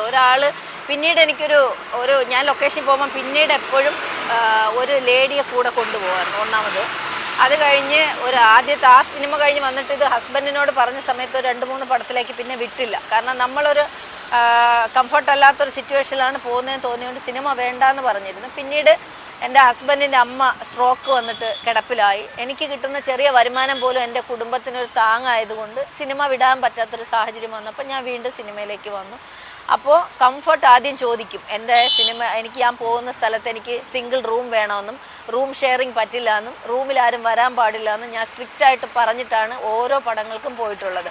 അതുകൊണ്ട് വലിയ പടങ്ങൾ വിളിക്കുമ്പോൾ അവർ നമ്മളടുത്ത് ഫസ്റ്റ് ചില ആളുകൾ മുഖത്ത് നോക്കി ചോദിക്കും, നിങ്ങൾ ഇങ്ങനെ ഓക്കെ ആണോ എന്ന്. അങ്ങനെ ഓക്കെ അല്ല ചേട്ടാ എന്ന് പറയുന്നതുകൊണ്ട് ആ സിനിമയെന്നേ ഞങ്ങൾ ഉണ്ടാവില്ല. അങ്ങനെ ആരെങ്കിലും ചോദിച്ച ഒരാളെ അത് പിന്നെ ഇപ്പം ഞാൻ വീണ്ടും ഇത് പേര് പറയണ്ട, പിന്നെ ഇനി ഒരു കേസ് കൊടുത്ത് അങ്ങനെ ഞാനൊരു സോഷ്യൽ വർക്കർ ആയതുകൊണ്ട് ഒരു NGOയുടെ പ്രവർത്തനങ്ങളും ഇപ്പം ഞാൻ BJPയിൽ ജോയിൻ ചെയ്തിട്ടുണ്ട്. എനിക്ക് സമൂഹത്തെ സേവിക്കണം, ഒരുപാട് നന്മ നാടിന് ചെയ്യണം, എനിക്ക് ഒരു സപ്പോർട്ട് വേണമെന്ന് തോന്നി ഞാൻ ഭാരതീയ ജനതാ പാർട്ടിയിൽ അംഗമായിട്ടുണ്ട്. അപ്പോൾ എനിക്ക് പ്രവർത്തനങ്ങളുമായിട്ട് കുറച്ച് മുന്നോട്ട് പോകണം, നല്ല സിനിമകൾ അഭിനയിക്കണം. ഇതിലിനി പേര് പറയണമെന്നില്ല, കാരണം പറഞ്ഞവർക്കറിയാം. പലരും മരണപ്പെട്ടു പോയ ആളുകളുണ്ട്, ജീവിച്ചിരിക്കുന്ന ആളുകളുണ്ട്. കേൾക്കുമ്പോൾ അവർക്ക് അറിയാൻ പറ്റും. കാരണം മുഖത്ത് നോക്കി നിങ്ങൾ ഓക്കെ ആണെങ്കിൽ നിങ്ങൾ നായിക, അല്ലെങ്കിൽ നിങ്ങൾക്ക് സപ്പോർട്ടിംഗ് റോള്, അല്ലെങ്കിൽ നിങ്ങൾക്ക് വേറെ എന്തെങ്കിലും ക്യാരക്ടർ എന്ന് പച്ചയ്ക്ക് ചോദിക്കുന്ന ആളുകൾ സിനിമയിലുണ്ട്. അങ്ങനെ നായിക കഥാപാത്രം നഷ്ടപ്പെട്ടിട്ടുണ്ട് ഇഷ്ടം പോലെ. വന്നിട്ട് എൻ്റെ പേര് വരെ വെച്ചിട്ട് മാറ്റിയ ഇതുണ്ട്. പേര് വെച്ചിട്ട് ഇപ്പം അതിനൊരു മറുപടി ഒരു ഡയറക്ടർ പറഞ്ഞതെന്ന് പറയുന്നത് ഏജ് ഓവറായിരുന്നു, ഡാൻസ് അറിയില്ല. എൻ്റെ ഐഡൻറ്റിറ്റി കാർഡ് വരെ കൊടുത്തിട്ടാണ് ആ സിനിമയ്ക്ക് ഫോട്ടോഷൂട്ടിന് പോകുന്നത്. ഞാൻ ക്ലാസിക്കൽ ഡാൻസർ അല്ല എന്ന് പറഞ്ഞിട്ടാണ് ആ സിനിമയ്ക്ക് പോകുന്നത്. എന്നിട്ട് പത്രത്തിലും TV-യിലും ഒക്കെ കൊടുത്തപ്പോൾ അയാൾ അറിഞ്ഞില്ലേ, ഫോട്ടോഷൂട്ട് എടുത്തു, ഇതെല്ലാം പരസ്യപ്പെടുത്തുന്നതിന് മുമ്പ് അറിയണ്ടേ ഏജ് ഓവറാണ്. ഒരു ഡയറക്ടർ ഇപ്പോൾ എനിക്ക് തോന്നുന്നത് ഒരു 7-8 വർഷത്തിനകത്താണ്. അപ്പോൾ എന്നിട്ട് പത്രങ്ങളിലൊക്കെ അതെല്ലാം വാർത്തകളൊക്കെ വന്നിട്ട് ബുദ്ധിപൂർവ്വം അയാൾ മാറ്റി. എന്നിട്ട് അയാൾ എന്നോട് പറഞ്ഞത് പ്രൊഡ്യൂസർ വന്നിട്ട് സെറ്റാവുന്നില്ല സോണിയെ വെച്ചിട്ട്, അവർ പല ഇത് പറയുന്നുണ്ട്. അങ്ങനെ വേറൊരു ലേഡി വന്ന് അവർ ഇതിനൊക്കെ ഓക്കെ, അങ്ങനെ ഒരു പ്രൊഡ്യൂസർ വന്നാലേ പറ്റത്തുള്ളൂ എന്നുള്ളൊരിത്. അതായത് ഈ നായികയായിട്ട് നമ്മളെ പത്രത്തിലൊക്കെ വന്ന ഒരു വാർത്ത തന്നെ അവർക്ക് ഒറ്റ നിമിഷം മതി നമ്മളെ മാറ്റാൻ. നമുക്കുണ്ടാകുന്ന മാനസിക സംഘർഷമോ നമ്മളെല്ലാവരോടും ആ സിനിമ കിട്ടുമെന്ന് പറഞ്ഞിട്ട് നമ്മളെ എന്ത് മാറ്റി നമ്മുടെ വീട്ടുകാർക്ക് പോലും അറിയത്തില്ല. അപ്പോൾ നമ്മൾ ഓക്കെ അല്ലെങ്കിൽ ഇവർ മാറ്റും. പിന്നെ അങ്ങനെയൊക്കെയാണ് അയാളെന്ന് പറഞ്ഞത്. ഇപ്പോൾ ഒരു ചാനലിൽ അദ്ദേഹം മറുപടി പറഞ്ഞിട്ടുണ്ടായിരുന്നു ഈ ഒരു കേസ് കണ്ടിട്ട്. അദ്ദേഹം പറയുന്നത് നമ്മൾ അന്നേ പറഞ്ഞിരുന്നു ഏജ് ഓവറാണ്, ഡാൻസ് അറിയില്ല, അതുകൊണ്ടാണ് മാറ്റിയെന്ന് വളരെ വിദഗ്ധമായി പറഞ്ഞു. പക്ഷേ ആ ചാനലുകാർക്ക് ചോദിക്കാൻ അവരപ്പോഴും ശ്രദ്ധിക്കാത്തതുകൊണ്ടായിരിക്കും. അങ്ങനെയാണെങ്കിൽ ഒരാൾ ഫോട്ടോഷൂട്ടും എടുത്ത് പത്രങ്ങളിലും TV-യിലും കൊടുക്കില്ലല്ലോ, ഇന്ന ആളാണ് ഇന്ന പടത്തിലെ നായികയെന്ന് ഒരിക്കലും കൊടുക്കത്തില്ല. അപ്പോൾ അത് കൊടുക്കുന്നതിന് മുമ്പേ അറിയണ്ടേ. ഒരു ഡയറക്ടറുടെ ബുദ്ധിയല്ലേ അത്. അവർക്ക് ക്ലാസിക്കൽ ഡാൻസർ അറിയാം. സംവിധായകൻ ചോദിച്ചില്ല. സംവിധായകൻ ഇൻഡയറക്റ്റ്ലി പ്രൊഡ്യൂസർ വന്നാൽ അങ്ങനെയുള്ള പ്രൊഡ്യൂസറെ വരുള്ളൂ, ആദ്യം ഉണ്ടായിരുന്ന പ്രൊഡ്യൂസർ എന്തോ മാറി, ഇങ്ങനെ കുറച്ച് കാര്യങ്ങൾ എനിക്ക് താല്പര്യമില്ല, നിങ്ങൾ വേണം ഓക്കെ എന്ന് പറഞ്ഞിട്ട് വേറൊരു നടിയെ വെച്ചൊരു മലയാളത്തിൽ നിന്ന് തമിഴിൽ പോയൊരു നടിയെ വെച്ച് അനൗൺസ് ചെയ്തിരുന്നു. അവരും അത് ചെയ്തിട്ടില്ല. മേ ബി പുള്ളി പറയുന്നത് അവരായിട്ട് അത് മാറിയതാണ്, ഞങ്ങൾ മാറ്റിയതല്ല എന്നൊക്കെയാണ് പറയുന്നത്. ഇതാണ് ഇൻഡസ്ട്രിക്കകത്ത് ഞാൻ പറഞ്ഞു വന്നത്. നമ്മൾ ഇതിന് ഓക്കെ ആണെങ്കിൽ നമുക്ക് സിനിമകൾ കിട്ടിക്കൊണ്ടേയിരിക്കും. കഴിവുണ്ടായിട്ട് മാത്രം കാര്യമില്ല എന്നുള്ളതും എനിക്ക് നല്ല ഉറപ്പുള്ളൊരു കാര്യമാണ്. കാരണം ഞാൻ 8 ആർട്ട് പടങ്ങളിൽ ലീഡ് റോൾ ചെയ്തു. ഓരോ പടത്തിലെ സംവിധായകനും പറഞ്ഞത് വലിയ സിനിമാക്കാരും സോണിയെ കാണുന്നില്ലേ, എന്തുകൊണ്ടാണ് കാണാത്തത്, ഞങ്ങൾ തന്ന കഥാപാത്രം വളരെ മനോഹരമായിട്ട് ചെയ്തു. എനിക്കെന്നെ ലിമിറ്റുണ്ട്, എനിക്കറിയാം ഞാൻ വലിയ നയൻതാരയൊന്നുമല്ല, നമ്മൾ ഒരു സാധാരണക്കാരിയാണ്. എൻ്റെ അച്ഛനൊരു നാടക നടനും ഒരു പ്രവാസിയായിരുന്നു. അദ്ദേഹത്തിൻ്റെ ഒരു കഴിവ് എന്തെങ്കിലും ആയിരിക്കാം മേ ബി, അല്ലാതെ എൻ്റെ കുടുംബത്തിലാരും വലിയ ആർട്ടിസ്റ്റ് ഒന്നുമില്ല. എൻ്റെ സഹോദരൻ ബെസ്റ്റ് ആക്ടർക്കായിട്ട് അഭിനയിച്ചിട്ടുണ്ട് കോളേജ് സ്കൂളുകളിലൊക്കെ. അങ്ങനെ അല്ലാതെ നമുക്കൊന്നും വലിയൊരു പാരമ്പര്യമോ കൈപിടിച്ച് നടത്താൻ വലിയ ഗുരു അങ്ങനെയുള്ള ആൾക്കാരൊന്നുമില്ല. പക്ഷേ എൻ്റെ ലിമിറ്റിൽ നിന്ന് പറഞ്ഞു തരുന്ന കാര്യങ്ങൾ ചെയ്യാൻ പറ്റും എന്നുള്ള എൻ്റെ ഒരു ആത്മവിശ്വാസത്തിലാണ് ഈ പടങ്ങളൊക്കെ എനിക്ക് കിട്ടിയത്. അവിടെയെല്ലാം എത്ര മനോഹരമായിട്ട് എനിക്ക് അഭിനയിക്കാൻ പറ്റി ആ കഥാപാത്രങ്ങൾ. ചിലപ്പോൾ അതൊക്കെ തിയേറ്ററിൽ ചിലതെത്തും, ചിലത് OTT റിലീസ്, ചിലതൊക്കെ അവാർഡുകൾ, അന്താരാഷ്ട്ര അവാർഡുകളടക്കം കിട്ടിയിട്ടുണ്ട്. നടൻ ഇന്ദ്രൻ സേട്ടൻ്റെ കൂടെ ഒരു പടം ചെയ്തു, സ്ത്രീ എന്ന് പറഞ്ഞിട്ട്. അത് ഒരുപാട് 16ഓളം അന്താരാഷ്ട്ര അവാർഡുകൾ കിട്ടി. അപ്പോൾ അവരൊക്കെ എൻ്റെ അടുത്ത് പറയും കഴിവുണ്ട്, പക്ഷേ എന്തുകൊണ്ടാണ് വലിയ സിനിമക്കാർ കാണാത്തതെന്ന് ചോദിച്ചിട്ടുണ്ട്. അപ്പോൾ നമുക്ക് അവരോട് പറയാൻ പറ്റില്ലല്ലോ, നമുക്ക് തിരസ്കരണം പല രീതിയിൽ കിട്ടിയിട്ടുണ്ടെന്നുള്ളത്. അതാണ്. മമ്മൂട്ടിയുടെ ഒരു സിനിമയ്ക്ക് വേണ്ടിയിട്ട് ശരീരം കീറി മുറിച്ചു, പക്ഷെ സത്യം അറിഞ്ഞപ്പോഴേക്കും ഒരുപാട് വൈകിപ്പോയിരുന്നു അല്ലേ? അതെ അതെ. ഞാൻ ആക്ച്വലി ഒരു 8ഓളം സിനിമകളിൽ ലീഡ് റോള് ചെയ്തെങ്കിലും നല്ലൊരു കഥാപാത്രം വലിയ സിനിമകളിൽ ഒരു ചെറിയ വേഷമെങ്കിലും കിട്ടിയാൽ മതി എന്നുള്ളൊരു ആഗ്രഹത്തിൽ ജീവിക്കുന്നത് ഏതൊരു ചലച്ചിത്രകാരിക്കും അത് കാണുമല്ലോ. അപ്പോൾ പിന്നെ എന്നെ ഒരാൾ ഒരു ദിവസം വിളിക്കുകയാണ്, ഒരു നല്ല കഥാപാത്രമുണ്ട്, ഗുരു എന്ന് പരിചയപ്പെടുത്തിയിട്ടാണ് ഒരാൾ വിളിക്കുന്നത്. അയാൾ ബ്ലസ്സി സാറിൻ്റെ ലൊക്കേഷൻ മാനേജറാണെന്ന് പറഞ്ഞിട്ടാണ് വിളിക്കുന്നത്.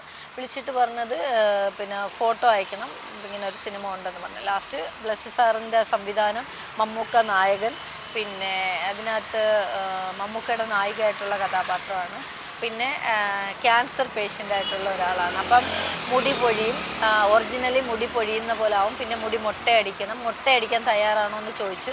ശരീരഭാരം അന്ന് എനിക്ക് ഏകദേശം 65+ ഉണ്ട്.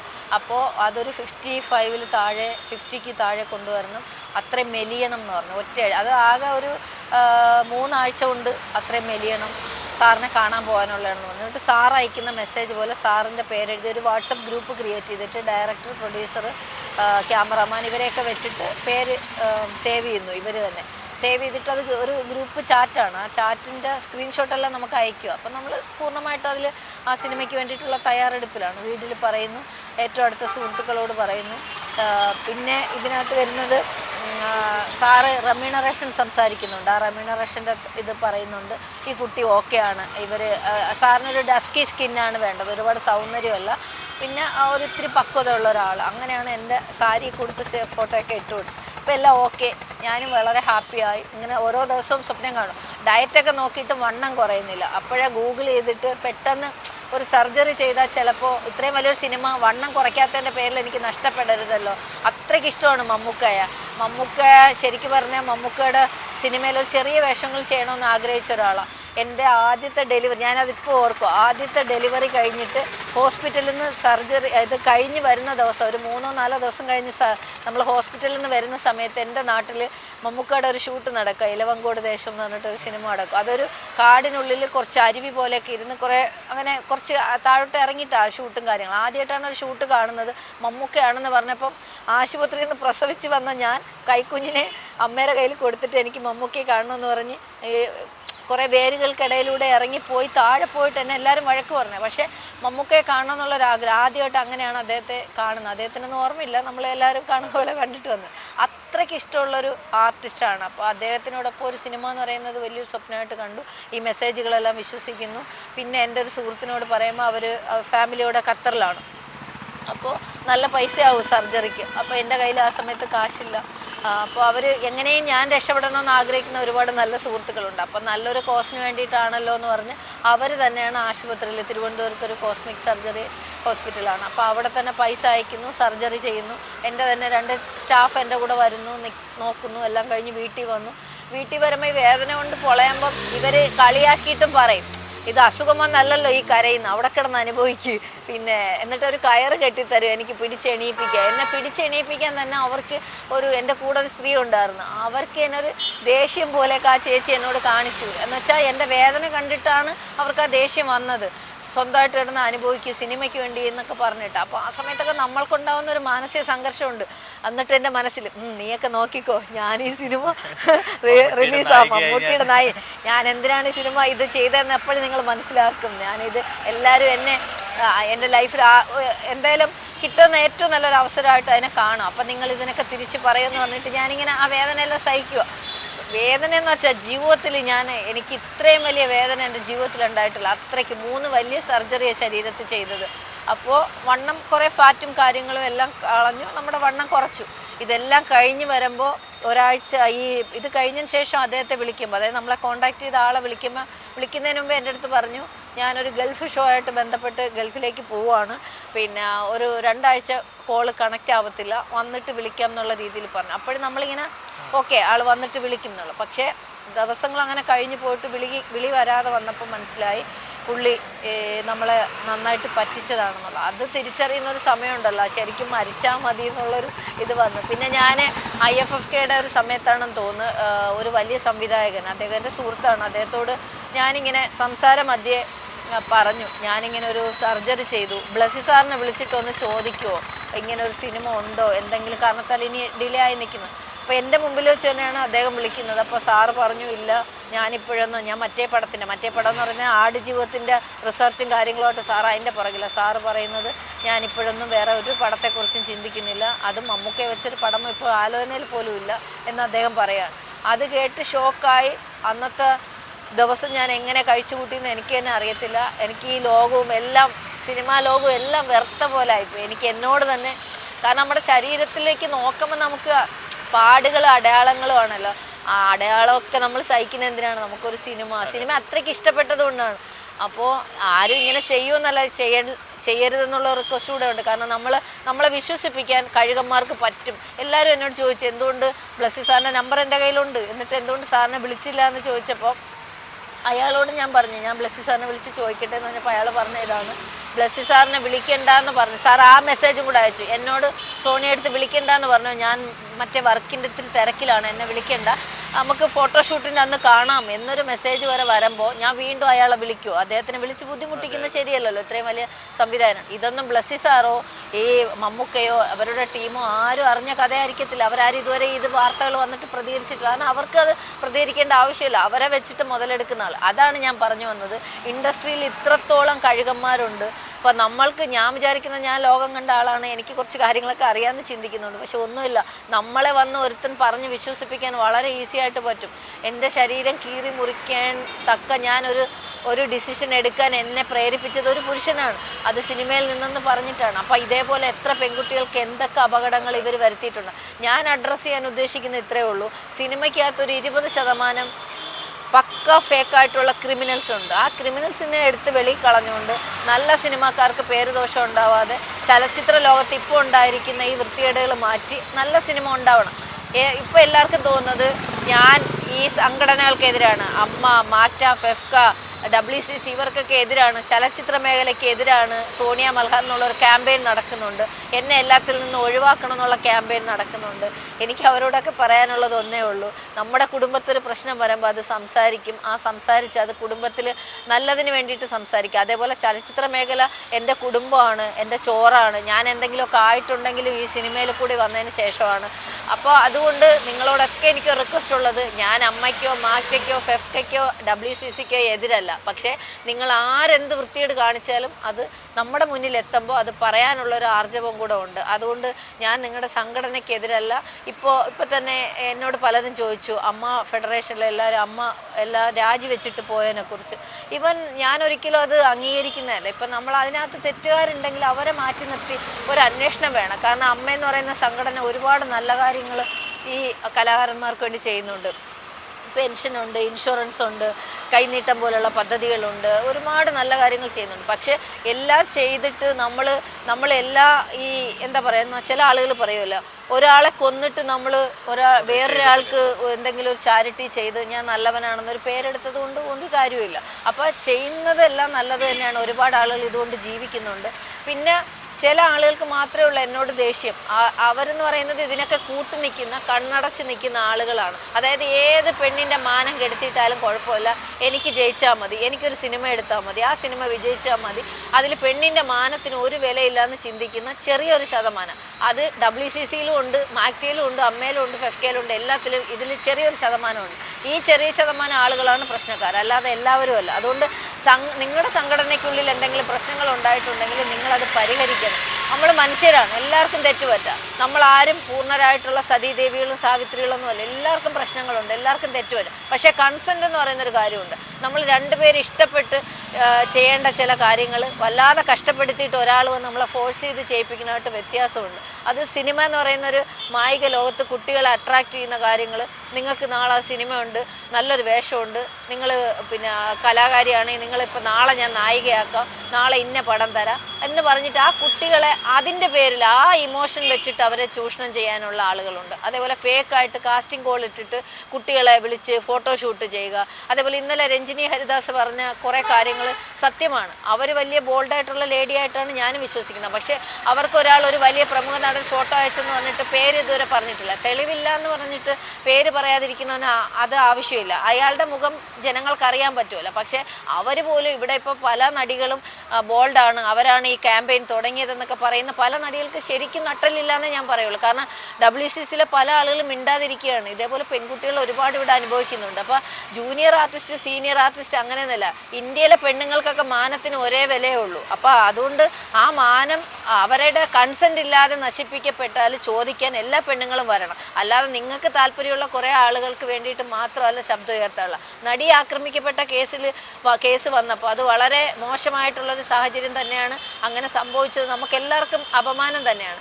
അതാരായാലും ശിക്ഷിക്കപ്പെടണം എന്നുള്ളൊരു ആശയം തന്നെയാണ് എനിക്കുള്ളത്. പക്ഷേ അന്ന് ഉയർത്തിയ ഒരു കൂട്ടായ്മ ഇപ്പോൾ ഒരുപാട് കാര്യങ്ങൾ മുന്നോട്ട് വരുന്നല്ലോ. എത്ര പെണ്ണുങ്ങൾ ഇറങ്ങി, എത്ര WCC മെമ്പേഴ്സ് ഇറങ്ങി ആ കുട്ടികൾക്ക് ഐക്യദാർഢ്യം പ്രഖ്യാപിച്ചില്ലല്ലോ. അപ്പോൾ അതുകൊണ്ട് നിങ്ങൾ കുറേ കാര്യത്തിന് വേണ്ടി മാത്രം നിൽക്കാതെ സമൂഹത്തിൽ കൊള്ളരുതായ്മ ഉണ്ടെങ്കിൽ എല്ലാത്തിനും വേണ്ടിയിട്ടും ഒരേ മനസ്സോടെ നിൽക്കുക. പിന്നെ നിങ്ങൾക്ക് പ്രയോജനമുള്ള കേസിന് നിങ്ങൾ മിണ്ടാതിരിക്കുകയും നിങ്ങളെല്ലാ ആനുകൂല്യങ്ങളും പറ്റുകയും നിശബ്ദത പാലിച്ച് വീണ്ടും വീണ്ടും നമ്മുടെ പെൺകുട്ടികളെ പിച്ച് ചീന്താൻ മൗന അനുവാദം കൊടുക്കുകയും ചെയ്യുന്നവരോട് എനിക്ക് റിക്വസ്റ്റാണ്, ഇനിയെങ്കിലും നിങ്ങൾ അത്തരം കാര്യങ്ങളിൽ നിന്ന് മാറി നിൽക്കുക എന്നുള്ളൊരു അപേക്ഷയാണ്. അടുത്തത് സോണിയ മൽഹാർ ഒരു ഭീഷണിപ്പെടുത്തി തട്ടിപ്പ് നടത്തുന്ന ഒരാളാണ് എന്നുള്ള ചില പ്രചാരണങ്ങളൊക്കെ കണ്ടു. എന്താണ് അതിൽ ശരിക്കും അങ്ങനെ ഭീഷണിപ്പെടുത്തി തട്ടിപ്പ് നടത്തുന്നുണ്ടോ? ഇല്ല, എൻ്റെ കൂടെ നിന്ന ഒരു ടീം എൻ്റെ കയ്യിൽ നിന്ന് പലപ്പോഴായിട്ട് ഏകദേശം ഒരു 15 ലക്ഷത്തോളം രൂപ, ഞാൻ കഷ്ടപ്പെട്ട പൈസ, കടം മേടിച്ചത്, എൻ്റെ സ്വർണം വിറ്റത്, എൻ്റെ വീട്ടിൽ ഫർണിച്ചർ മേടിക്കാൻ വെച്ചിരുന്ന പൈസ ഉൾപ്പെടെ കൊണ്ടുപോയൊരു ടീമിൻ്റെ അടുത്ത് ഞാൻ പൈസ തിരിച്ച് ചോദിച്ച സന്ദേശങ്ങളാണ് ഇപ്പോൾ അതായത് അവർ പോയിട്ട് തിരിച്ച് കേസ് കൊടുക്കാൻ ശ്രമിച്ചു. കള്ളക്കേസാണെന്ന് മനസ്സിലായതുകൊണ്ട് പോലീസ് അത് വിട്ട കേസാണ്. എന്നിട്ട് ഞാൻ ഭീഷണിപ്പെടുത്തി എന്നുള്ള ലെവലിൽ ഇപ്പോൾ ആരോപണങ്ങൾ വരുന്നുണ്ട്. അപ്പോൾ എന്നെ പറ്റിച്ച ആളുകൾ തന്നെയാണ് ഇതിൻ്റെ പുറകിലുള്ളത് എന്നുള്ളതാണ്. അത് അറിയുന്നവർക്കറിയാം. ഞാൻ ഒരിക്കലും ഒരാളെയും ഭീഷണിപ്പെടുത്തി പൈസ തിരിച്ച് ചോദിച്ചു എന്നുള്ളത് സത്യം തന്നെയാണ്. ഈ പറ്റിച്ച് പോയ ആൾ രണ്ടാമതൊരു വിവാഹം കഴിക്കാൻ പോയപ്പോൾ എനിക്ക് ആ നമ്പർ കിട്ടി, ആ വീട്ടിൽ വിളിച്ചു. കാരണം ഇയാൾ ഫോൺ എടുക്കുന്നില്ല, എനിക്ക് പൈസ കിട്ടാൻ യാതൊരു നിവൃത്തിയില്ല. എൻ്റെ ഒരു ട്രസ്റ്റിൻ്റെ ബാങ്ക് അക്കൗണ്ട് എടുക്കുന്നതായിട്ട് ബന്ധപ്പെട്ട് ഞാൻ വേറൊരാൾ എനിക്ക് അതിലേക്ക് വരാം. അതായത് എന്തുകൊണ്ടാണ് ഈ പൈസ ചോദിക്കേണ്ടി വന്നതെന്ന് വെച്ചാൽ ഞാൻ എൻ്റെ ഒരു സുഹൃത്ത് വഴി ഒരു സിനിമ നിർമ്മിച്ചു. ഞാനല്ല പൈസ ഇട്ടത്, എൻ്റെ ഒരു സുഹൃത്താണ്. അത് 50 ലക്ഷത്തിന് തീരുമെന്ന് പറഞ്ഞ സിനിമ പോയത് 80 ലക്ഷം രൂപയ്ക്ക് പുറത്തായി. ഈ സിനിമയിൽ ഞാനായിരുന്നു മെയിൻ റോൾ ചെയ്തത്. നായികയായി എനിക്ക് പറഞ്ഞിരുന്നത് 3 ലക്ഷം രൂപയാണ്. 30 രൂപ ഈ സമയം വരെ എനിക്ക് തന്നിട്ടില്ല. ഞാൻ മുടിയിൽ ജടയൊക്കെ കെട്ടി അഭിനയിച്ച ആ മുടിയിൽ ജട വെച്ച് കെട്ടാനായിട്ട് 3 മണിക്കൂർ 4 മണിക്കൂർ കൂടുതൽ മേക്കപ്പിന് തന്നെ വേണം. ഇപ്പോഴും മുടി ആലോചിക്കുമ്പോൾ വേദന എടുക്കും. അത്ര വേദനിച്ച് അത്ര കഷ്ടപ്പെട്ട് അഭിനയിച്ച മധുസാറിൻ്റെ ചെറുമകളായിട്ടൊരു സിനിമയാണ്, നീരവം എന്നാണ് ആ സിനിമയുടെ പേര്. ആ സിനിമ വന്നിട്ട് അതിൻ്റെ പ്രൊഡ്യൂസർ എൻ്റെ സുഹൃത്താണ്, അയാൾ നല്ല മനുഷ്യനാണ്. ഡയറക്ടറാണ് നമ്മളോട് പറയുന്നത് ആ സിനിമയ്ക്ക് പൈസ തരാമെന്ന്. പക്ഷേ 1 രൂപ പോലും ആ സിനിമയിൽ എനിക്ക് തന്നിട്ടില്ല. ഈ സമയം വരെ ഒരു 10,000 രൂപ എടുത്തു തന്നിട്ട് സോണിയ ഞങ്ങളിൽ ഇതേ ഉള്ളൂ. എൻ്റെ വീട് വാടക കൊടുക്കാനില്ലാത്തൊരു സമയത്താണ് ഞാൻ ആ സിനിമ ചെയ്യുന്നത്. പക്ഷേ മൽഹാർ മൂവി മേക്കേഴ്സ് എന്ന് പറഞ്ഞിട്ട് എൻ്റെ തന്നെ ഒരു അക്കൗണ്ടിലാണ് ആ പൈസ വരുന്നത്. അന്ന് ഞാൻ വേറൊരു സുഹൃത്ത് വഴി നല്ലൊരു സിനിമ എടുക്കണം എന്നൊക്കെ വിചാരിച്ച് ഒരു ബാനർ രജിസ്റ്റർ ചെയ്യുന്നതിന് തന്നെ എൻ്റെ ഒരു സുഹൃത്ത് സഹായിച്ച് 15,000 20,000 രൂപയ്ക്കകത്താണ് ആവുന്നത്. ഒരു ബാനർ മാത്രമേ എനിക്കുള്ളൂ, മൽഹാർ മൂവി മേക്കേഴ്സ് എന്ന് പറഞ്ഞിട്ട്. അതിൽ എൻ്റെ ഒരു സുഹൃത്താണ് ഈ പൈസ ഇട്ടിട്ട് ഈ സിനിമ ചെയ്യുന്നത്. സിനിമ ചെയ്തിട്ട് എനിക്ക് പൈസ തരാതെ കൂടാതെ ഈ സിനിമയ്ക്ക് ഞാനാണ് മീഡിയേറ്ററായിട്ട് നിന്നതെന്ന് പറഞ്ഞിട്ട്, അതായത് ഈ ഡയറക്ടറുടെ ഒരു നാടകത്തിൽ ഞാൻ അഭിനയിച്ചിരുന്നു. ആ നാടകം കണ്ടിട്ടാണ് അയാളുടെ അടുത്ത പടത്തിൽ എനിക്ക് ഒരു വേഷം തരുന്നത്. കാര്യമല്ല, ശരിയാണ്. പക്ഷേ ഈ സംവിധായകനും ഈ പ്രൊഡ്യൂസറും തമ്മിൽ ഞാൻ തന്നെ കണക്ട് ചെയ്ത് കൊടുത്തത്. അവർ തമ്മിൽ സംസാരിച്ചു. എന്നിട്ട് ഞാൻ പറയുന്നുണ്ടായിരുന്നു പൈസ ഇടപാടാണ്, നിങ്ങൾ തമ്മിൽ വേണം ഇതെല്ലാം നോക്കാനെന്നൊക്കെയുള്ള. അതെല്ലാം അവർ അംഗീകരിച്ചു. പക്ഷേ സിനിമ വന്നതിന് ശേഷം ഈ സിനിമയുടെ OTT റിലീസുമായിട്ട് ഫ്ലഡ് വന്നപ്പോൾ ഈ സിനിമയുടെ റിലീസ് മാറ്റി വെച്ചു. പോസ്റ്ററൊക്കെ അടിച്ചായിരുന്നു, തിയേറ്റർ റിലീസ് പറഞ്ഞതായിരുന്നു. പക്ഷേ ഫ്ലഡ് വന്ന സമയത്ത് അത് മാറ്റി വെച്ചു. നമ്മുടെ കഷ്ടകാലം. അപ്പോൾ ഒരു ഡബ്ബിങ് ആർട്ടിസ്റ്റ് ആയിട്ടുള്ള ഒരാളുടെ ഭർത്താവ്, ഡബ്ബിങ് ആർട്ടിസ്റ്റിൻ്റെ സുഹൃത്താണ്. അപ്പോൾ അവർ പറഞ്ഞ് അവരുടെ ഭർത്താവ് OTT ഇതെല്ലാം ചെയ്യുന്നുണ്ടെന്ന് പറഞ്ഞു. അപ്പോൾ അദ്ദേഹത്തിനെ കണക്ട് ചെയ്തു. അദ്ദേഹം എന്നോട് മോശമായിട്ട് പെരുമാറാൻ ശ്രമിച്ചപ്പോൾ ഞാനത് ബ്ലോക്ക് ചെയ്തപ്പോൾ ഇയാൾക്ക് വൈരാഗ്യമായിട്ട് എന്നെക്കുറിച്ച് എന്തൊക്കെ മോശം പറയാൻ പറ്റുമോ അതിന് മുന്നേ ഇയാളെ വിശ്വസിച്ച് നമ്മളൊരു കൂടപ്പറപ്പിനെ പോലെ എൻ്റെ നിന്ന് പറ്റിച്ചു പോയ ഒരാളിൽ നിന്ന് പൈസ മേടിച്ച് തരണം, 10-15 ലക്ഷം രൂപ കിട്ടാനുണ്ട്. കിട്ടിയാൽ ഞാൻ എന്തെങ്കിലും, അവരും കഷ്ടപ്പെട്ടാൽ ജീവിക്കണം ഈ ഡബ്ബിങ് ആർട്ടിസ്റ്റ്. അപ്പോൾ എൻ്റെ മനസ്സിന് ഞാൻ വിചാരിക്കുന്നത് അയാൾ എനിക്ക് ആ പൈസ തിരിച്ചു മേടിച്ചു തന്നാൽ അവർക്ക് ഒരു 5 ലക്ഷം രൂപയെങ്കിലും കൊടുക്കണം എന്നൊക്കെ മനസ്സിലുണ്ടായിരുന്നു. ഞാൻ പറയുകയും ചെയ്തു, അയാൾ അത് സമ്മതിക്കുകയും ചെയ്തു. അങ്ങനെ ഈ എനിക്കുണ്ടായ എല്ലാ സംഭവങ്ങളും ഞാൻ എന്ത് ചെയ്തു, ഈ പൈസ കൊടുത്തതും നമ്മുടെ വീട്ടിൽ നമ്മുടെ കുടുംബത്തിൽ നിന്നൊരാളാണ്, അതെല്ലാം ഞാൻ ഈ മനുഷ്യനോട് പറയുക. ഇത് വെച്ചിട്ട് ഇയാൾ നമ്മളെ വീണ്ടും ചീറ്റ് ചെയ്യുന്ന ഒരവസ്ഥയിലേക്ക് വന്നു. അപ്പോൾ ഇത് പറഞ്ഞപ്പോൾ എന്ത് ചെയ്തു, ഞാൻ ബ്ലോക്ക് ചെയ്തപ്പോൾ ഇയാൾ എന്നെ എന്തായാലും ഇയാളുടെ വഴിക്ക് കിട്ടൂല എന്നായപ്പോൾ ഇയാൾ എന്നെക്കുറിച്ച് നെഗറ്റീവ് പറയാൻ തുടങ്ങി. ഈ സംവിധായകനെ വിളിച്ച് ഇതായി, എൻ്റെ ഫോട്ടോ ഇല്ലാതെ, ഞാൻ നായികയായ പടത്തിൽ എനിക്ക് പൈസയും തരാതെ എൻ്റെ ഫോട്ടോ ഇല്ലാതെ പോസ്റ്ററുകൾ വരുന്നു. OTTയിൽ പോലും നമ്മളുടെ ഒരു ഫേസ് വരുന്നില്ല. ഞാൻ തന്നെയാണ് ഇതിൻ്റെ പ്രൊഡ്യൂസറായ എൻ്റെ സുഹൃത്തിന്, എൻ്റെ 15 വർഷത്തെ സൗഹൃദം, ഒരു കുടുംബം പോലെ ഞങ്ങൾ കഴിഞ്ഞാണ്. അവർ സൗദിയിലാണ്. ഈ മനുഷ്യൻ്റെ നാട്ടിൽ വന്ന് എൻ്റെ കൂടെ അഭിനയിച്ചിട്ടുണ്ട്. അതായത് ഈ പ്രൊഡ്യൂസർ എൻ്റെ അച്ഛനായിട്ട് അഭിനയിച്ചിട്ടുള്ള ആളാണ്. അപ്പോൾ ഈ മനുഷ്യനെയൊക്കെ തമ്മിൽ തെറ്റിച്ചത് ഈ ഒരു കഥാപാത്രം, ഈ OTTക്കാരനായിട്ടുള്ള കഥാപാത്രമാണ്. അയാളുടെ പേരിൽ ഒരുപാട് കേസുകൾ ഇപ്പോൾ വരുന്നുണ്ട്, പലരെയും തട്ടിച്ചതായിട്ട്. അപ്പോൾ ഈ മനുഷ്യൻ എന്ത് ചെയ്തു, എല്ലാവരും എന്നെ തമ്മിൽ തെറ്റിച്ചു. എൻ്റെ കുടുംബത്തല്ല, എൻ്റെ സൗഹൃദങ്ങളിൽ ഈ സിനിമാക്കാരുടെ ഇടയിൽ എല്ലാം തെറ്റിച്ചിട്ട് OTT റിലീസിന് പൈസ, ഞാൻ അറിയാതെ പൈസ ഇടപാടുകൾ അവർ തമ്മിൽ, അതായത് ഈ പ്രൊഡ്യൂസറും ഈ OTT ആയിട്ട് ഞാൻ കണക്ട് ചെയ്ത് കൊടുത്തു. അവസാനം ഇയാൾ റോങ് ആയതുകൊണ്ട് ഞാൻ സൈഡ് മാറി. അവർ തമ്മിലായിരുന്നു ബാക്കി കാര്യങ്ങൾ. അത് കഴിഞ്ഞ് വന്നതിന് ശേഷം ഇയാളുടെ ഈ സന്തോഷ് എന്ന് പറയുന്ന ആളാണ് ഇതിൻ്റെ പ്രൊഡ്യൂസർ. സന്തോഷ് ഏട്ടൻ എൻ്റെ ട്രസ്റ്റിൻ്റെ ഒരു മെമ്പറായിരുന്നു, വൺ ഓഫ് ദ മെമ്പറാണ്. അപ്പോൾ എനിക്ക് ആ സമയത്ത് ഡൽഹിയിലാണ് എൻ്റെ ട്രസ്റ്റ്, ഗ്ലോബൽ പീസ് അതോറിറ്റി എന്ന് പറഞ്ഞിട്ട് ഒരു ട്രസ്റ്റ് ഉണ്ട്. ആ ട്രസ്റ്റിൻ്റെ വൺ ഓഫ് ദ മെമ്പർ ഈ പ്രൊഡ്യൂസർ ആയതുകൊണ്ട് ആ പ്രൊഡ്യൂസറുടെ സൈൻ വേണം എനിക്ക് ബാങ്ക് അക്കൗണ്ട് എടുക്കാൻ. ഞാൻ ഡൽഹിയിൽ നിന്നിട്ട് കഷ്ടപ്പെട്ട് ഓടുക ബാങ്ക് അക്കൗണ്ടിന് വേണ്ടി. അപ്പോൾ സന്തോഷേട്ട എന്നോട് പറഞ്ഞു, എനിക്ക് 10 ലക്ഷം രൂപയുടെ അത്യാവശ്യം, 80 ലക്ഷം ചിലവാക്കിയ മനുഷ്യനാണ്, അയാൾ പാവമാണ്. എന്നോട് പറയണ ഒരു 10 ലക്ഷമെങ്കിലും സോണിയ തന്നേ പറ്റൂ എന്ന് പറഞ്ഞിട്ട് എന്നെ വല്ലാണ്ട് ബുദ്ധിമുട്ടിച്ചുകൊണ്ട് അദ്ദേഹം മെസ്സേജ് ഇട്ടു. വഴക്കായിട്ടല്ല, കാല് പിടിക്കുന്നവരാണ് അദ്ദേഹം, ഒരിക്കലും വഴക്കായിട്ടല്ല. പക്ഷേ എനിക്കൊരു മനസ്സിൽ, നമ്മൾ പറഞ്ഞിട്ടൊരു സിനിമ എടുത്തു, 50 ലക്ഷത്തിന് തീരുമെന്ന് പറഞ്ഞ് 80 ലക്ഷം ആവുകയും ചെയ്തു. ആ മനുഷ്യനെ വീണ്ടും നമ്മൾ ബുദ്ധിമുട്ടിക്കുന്നു. 10 ലക്ഷം ചോദിച്ചിട്ട് 10 രൂപ എൻ്റെ കയ്യിലില്ല. അതിന് മുമ്പേ ഈ ഫേക്കായിട്ടുള്ള ആൾക്കാർ അയാളോട് പറഞ്ഞു കൊടുത്ത് എനിക്ക് എവിടുന്നൊക്കെയോ പൈസ വന്നു, എനിക്ക് ഒരുപാട് പൈസ ഉണ്ട് എന്ന് പറഞ്ഞ് തിരിച്ച് പറഞ്ഞു കൊടുത്തു. അപ്പോൾ ഞാൻ കടത്തിൽ നിൽക്കുമ്പോൾ എന്നോട് പൈസ ചോദിക്കും. ഞാൻ ഇവിടുന്ന് കടം മേടിച്ചാണ് ഡൽഹി പോണത്. ഒരാൾ ടിക്കറ്റ് ഇട്ട് തരും, ഒരാൾ റൂമിന് തരും, ഒരാൾ ആഹാരത്തിന് തരും. അത്ര കഷ്ടപ്പെട്ടിട്ടാണ് ട്രസ്റ്റിൻ്റെ കാര്യത്തിന് പോകുന്നത്. അപ്പോഴത്തേക്ക് 10 ലക്ഷം ചോദിച്ചിട്ട് 10 രൂപ എൻ്റെ കയ്യിലില്ല. ആ സമയം ഞാൻ സന്തോഷേട്ടനോട് പറഞ്ഞു, സന്തോഷേട്ടാ എന്നെ പറ്റിച്ചു പോയ ഒരാൾ, അയാൾ തന്നാൽ ഞാൻ തരാം. അത് സത്യത്തിൽ ഞാൻ കൊടുക്കേണ്ട ആവശ്യമില്ല, ഇത് ഡയറക്ടറാണ് കൊടുക്കേണ്ടത്. എല്ലാം എൻ്റെ മണ്ടയ്ക്കിട്ട് ഞാൻ ഒരു പാവമായതുകൊണ്ട് എന്നെ എല്ലാവരും കൂടി ഇതിൻ്റെ ഇടയ്ക്കിട്ട് അങ്ങ് കുരുക്കി.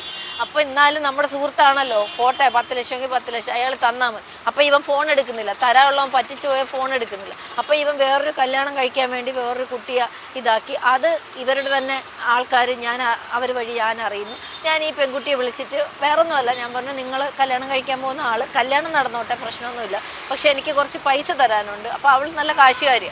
അപ്പോൾ ഞാൻ വിചാരിച്ച ഇത്രയേ ഉള്ളൂ, അവരെനിക്ക് ആ പൈസ തന്നിട്ട് ഒഴിവാക്കും എന്നാണ്. പക്ഷേ ഇവർ എന്താ പറയുന്ന, ആ കല്യാണം മുടങ്ങിപ്പോയി. ഇവർ അതിന് മുമ്പേ തന്നെ ഈ കല്യാണത്തിന്, ഇവ ഫേക്കായതുകൊണ്ട് ആ കല്യാണത്തിൽ നിന്ന് മാറിയതായിരുന്നു. പിന്നെ ഞാനിത് പറഞ്ഞപ്പോൾ അവർ കുറച്ചുകൂടി ആലോചിച്ചിട്ട് ആ കല്യാണം വിട്ടു.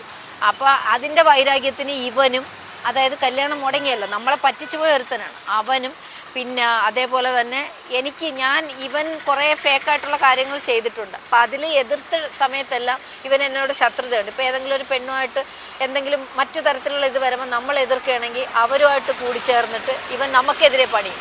അങ്ങനെ നമ്മുടെ കൂടെ നിന്നൊരു സ്റ്റാഫ് തന്നെ നമുക്കിട്ട് പണിയുന്നൊരവസ്ഥ. അവനാണ് ഇപ്പം വേറൊരു സ്ത്രീയെ കൊണ്ട് ഞാൻ ഭീഷണിപ്പെടുത്തി എന്ന് പറഞ്ഞ്, അതായത് ആ സ്ത്രീയെ വിളിച്ച് എൻ്റെ പൈസ ചോദിക്കുന്ന കാര്യമാണ്. എനിക്ക് 5 ലക്ഷമെങ്കിലും തരുമോ? ഞാൻ ഒരിക്കലും അതിലൊരു ഭീഷണിയുടെ സ്വരമില്ല. അങ്ങനെയാണെങ്കിൽ അവർ കാണിക്കട്ടെ, ഭീഷണിയുടെ സ്വരത്തിലല്ല, റിക്വസ്റ്റ് ചെയ്യണം തരാനുള്ള പൈസ.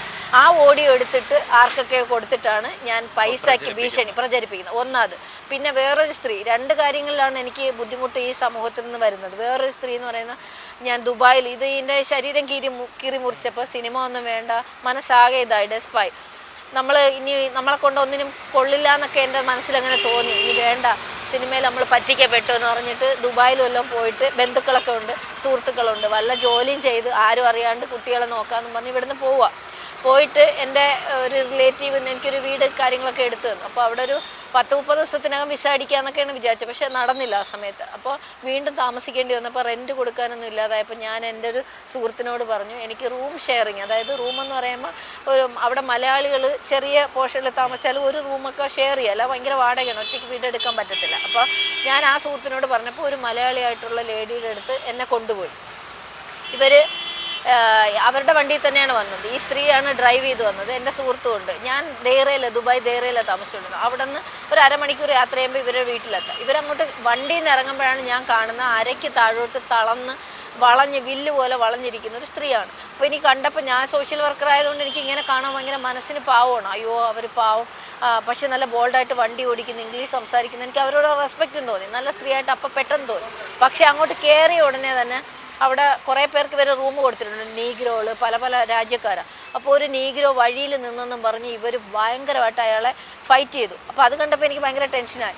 അപ്പോൾ ഞാൻ വെച്ച്, ദൈവമേ, ഇങ്ങനെ ഒരുപാട് ഒച്ചയ്ക്ക് സംസാരിക്കുന്നിടത്തൊക്കെ പോയാൽ പണി കിട്ടും എന്ന് അപ്പം തന്നെ മനസ്സിൽ തോന്നി. അകത്ത് കയറി അവരെ റൂമിലിരുന്നു, സംസാരിച്ചു. എൻ്റെ ഫ്രണ്ടും അവിടെ ഇരിക്കുകയാണ്. അപ്പോൾ ഇവർ പറഞ്ഞു ഇവിടെ ചായ ഇടാൻ സൗകര്യമില്ല, ഇങ്ങനെ കോമൺ ഇത് പറഞ്ഞു. അപ്പോഴും ഞാൻ പറഞ്ഞത് എനിക്ക് കുഴപ്പമില്ല, പക്ഷേ രാത്രിയൊക്കെ സോഷ്യൽ വർക്കർ ആയതുകൊണ്ട് ഈ ബ്ലഡിന് വേണ്ടിയിട്ടൊക്കെ ആൾക്കാർ വിളിക്കും, ഫോൺ ചെയ്താൽ കുഴപ്പമുണ്ടോ എന്നൊക്കെ ചോദിക്കും. ഇല്ല എന്ന് പറഞ്ഞു. പക്ഷേ അവിടുത്തെ ഒരു അറ്റ്മോസ്ഫിയറും കാര്യങ്ങളും ഇവരുടെ ഒരു സംസാര രീതിയൊക്കെ എനിക്ക് പെട്ടെന്ന് എന്തോ ഒരു ഭയപ്പാട് തോന്നി, മനസ്സിൽ നെഗറ്റീവ് ആണെന്നൊരു തോന്നി. പക്ഷെ അപ്പോഴൊന്നും പറഞ്ഞില്ല. എന്നിട്ട് ഞാൻ പിന്നെ അവരുടെ കാല് വയ്യാതിരിക്കുന്നുണ്ട്. ആ സമയത്ത് എൻ്റെ വീട്ടിൽ എൻ്റെ ഹസ്ബൻഡിൻ്റെ അമ്മ, അച്ഛൻ, ഹസ്ബൻഡിൻ്റെ അനിയൻ, ഹസ്ബൻഡ്, ഇവർ 4 പേരും 3 വർഷത്തിനകത്ത് മരണപ്പെട്ടു പോയിട്ടുണ്ട്. അതിൽ അച്ഛന് ക്യാൻസർ, ഹസ്ബൻഡിന് ക്യാൻസർ, അമ്മയ്ക്കും അനിയന് സ്ട്രോക്ക് വന്ന് അങ്ങനെ ഇവർ മരണപ്പെട്ടു. അപ്പോൾ ഈ 3 വർഷത്തിൻ്റെ അകത്ത് എല്ലാവരും മരണപ്പെട്ടപ്പോൾ ഞാൻ എന്തുകൊണ്ടാണ് ഈ അസുഖം വരുന്നതെന്നൊക്കെ ഉള്ളത് നാച്ചുറോപ്പതി റിസർച്ചും കാര്യങ്ങളൊക്കെ നടത്തിക്കൊണ്ടിരിക്കുകയായിരുന്നു. അപ്പോൾ ഈ സ്ത്രീക്ക് ഇത് കണ്ടപ്പോൾ, ഈ കാലുകൾ തളർന്ന് കണ്ടപ്പോൾ ഞാൻ വിചാരിച്ചു, ഇവർക്ക് എന്നെക്കൊണ്ട് പറ്റുന്ന എന്തെങ്കിലും നല്ല ഓയിൻമെൻറ്റ്, നല്ല ഓയിലൊക്കെ വെച്ച് മരുന്നുണ്ടാക്കി ഇവരെ ഒന്ന് മസാജൊക്കെ ചെയ്ത്, കാലൊക്കെ പിടിച്ച് നിവർത്തി, വളഞ്ഞിരിക്കുന്ന കാല് നിവർക്കാൻ നമുക്ക് നല്ല വൈദ്യന്മാരുണ്ട്. അപ്പോൾ അവരെയൊക്കെ വെച്ചിട്ട് ട്രീറ്റ്മെൻറ്റ് കൊടുക്കണമെന്നൊക്കെ നല്ല ആശയത്തിൽ ഞാൻ സഹോദരിയെ പോലെ തോളി ചെന്ന് പിടിച്ചിട്ട് ഞാൻ പറഞ്ഞു, വിഷമിക്കേണ്ട, ഒരു അനിയത്തിയെ പോലെ ഞാനും ഉണ്ട്, ഞാനിത് നോക്കിക്കോളാം, ശുശ്രൂഷിച്ചോളാം, ഈ വീട്ടിൽ നിൽക്കുന്നെങ്കിലെന്ന് പറഞ്ഞു. അവിടെ നിന്ന് തിരിച്ച് ഓക്കെ എന്ന് പറഞ്ഞിട്ട് വണ്ടി കയറി വരുമ്പോൾ ഒരു പെൺകുട്ടി വിളിക്കുകയാണ്. എല്ലാം നല്ലതിനാണ്. ഒരു പെൺകുട്ടി വിളിക്കുകയാണ്. ആ ഫോണ് വിളിച്ചിട്ട് ഈ സ്ത്രീ ചെയ്ത വൃത്തികേടുകളെല്ലാം അവർ സ്പീക്കറിൽ വെച്ച്, എൻ്റെ കൂടെ ഒരു ഫ്രണ്ട് വന്നെന്ന് പറഞ്ഞില്ലേ, ആ ഫ്രണ്ടിൻ്റെ ഫോണിൽ ഈ പെൺകുട്ടി വിളിക്കുകയാണ്. അയാൾ വഴി എന്തോ നേരത്തെ വേറൊരു കുട്ടി അവിടെ താമസിപ്പിച്ചിരുന്നു. അപ്പോൾ ആ കുട്ടി ഇവിടെ നിന്ന് ഓടി രക്ഷപ്പെട്ട് പോയിട്ട് ആ കുട്ടി പറയുന്ന കുറേ കാര്യങ്ങൾ ഞാൻ കേട്ടു. ഞാൻ വയ്യാന്ന് പറഞ്ഞിരിക്കുന്ന സ്ത്രീ, അവർ വേറൊരു മുഖമുള്ള സ്ത്രീയാണ്. അവർ ചെയ്തുകൊണ്ട് ഈ പെൺകുട്ടിക്ക് നേരെ ചെയ്ത കാര്യങ്ങൾ വീഡിയോയിൽ പറയുക, കള്ളു കുടിപ്പിക്കാൻ ശ്രമിച്ചെന്നും ഞാൻ അവിടെ നിന്ന് രക്ഷപ്പെട്ടെന്നും ആ കുട്ടി പറയണ കേട്ടപ്പോൾ ഞാൻ പേടിച്ചു. ഇങ്ങനെയുള്ള ഒരാളടുത്താണല്ലോ ഞാൻ നിൽക്കാൻ പോകുന്നത്. അപ്പം ഞാൻ അവിടെ നിന്ന് നേരെ എൻ്റെ റൂമിൽ വന്നിട്ട് എൻ്റെ ഫ്രണ്ടിനെ വിളിച്ചിട്ട് പറഞ്ഞു, ഞാൻ ആ വീട്ടിലേക്കില്ല, ഞാൻ ഇവിടെ തന്നെ, എനിക്ക് നിങ്ങളെല്ലാവരും കൂടെ 10 ദീർഘം 2 ദീർഘം വെച്ച് തന്നാലും വാടക കൊടുക്കാം, എനിക്ക് പറ്റത്തില്ല, ഞാൻ ആ വീട്ടിലേക്കില്ല എന്ന് പറഞ്ഞ് വിട്ടു.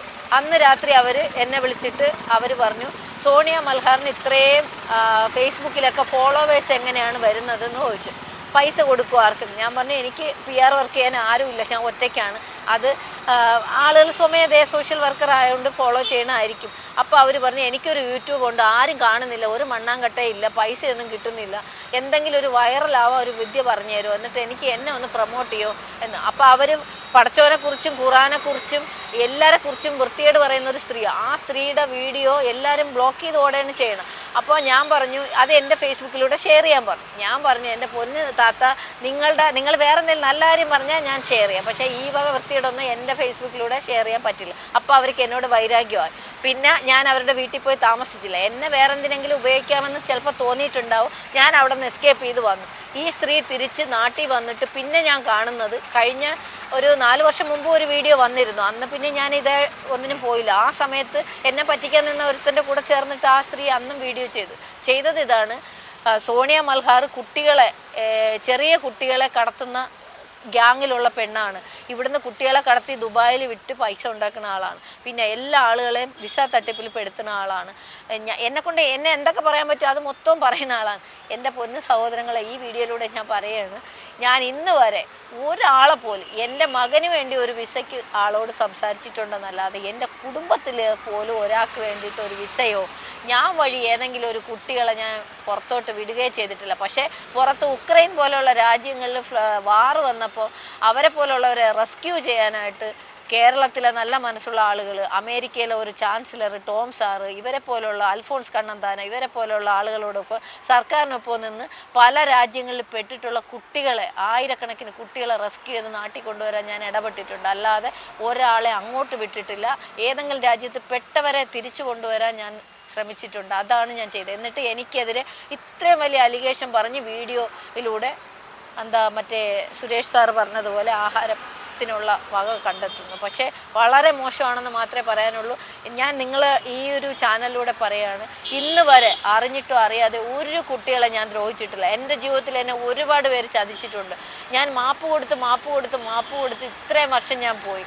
അപ്പോൾ ഇത് എൻ്റെ മേൽ വന്ന ഒരു ആരോപണം ഞാൻ പറഞ്ഞത് വരെ കള്ളമാണെന്ന് പറഞ്ഞ് എനിക്കെതിരെ തിരിഞ്ഞപ്പോഴാണ് ഒരു FIR പോലും പോലീസായിട്ട് സ്വമേധയാ, നമ്മൾ പറഞ്ഞ കേസില്ലെന്ന് പറഞ്ഞാൽ പോലും സ്വമേധയാ പോലീസ് കേസെടുക്കും എത്ര വർഷം കഴിഞ്ഞാൽ. അതാണിപ്പോൾ ഉണ്ടായിരിക്കുന്നത് ജയസൂര്യയുടെ വിഷയത്തിൽ. ഇനിയും ഞാൻ ഒരാളെ ദ്രോഹിക്കാൻ ഉദ്ദേശിച്ചിട്ടില്ല.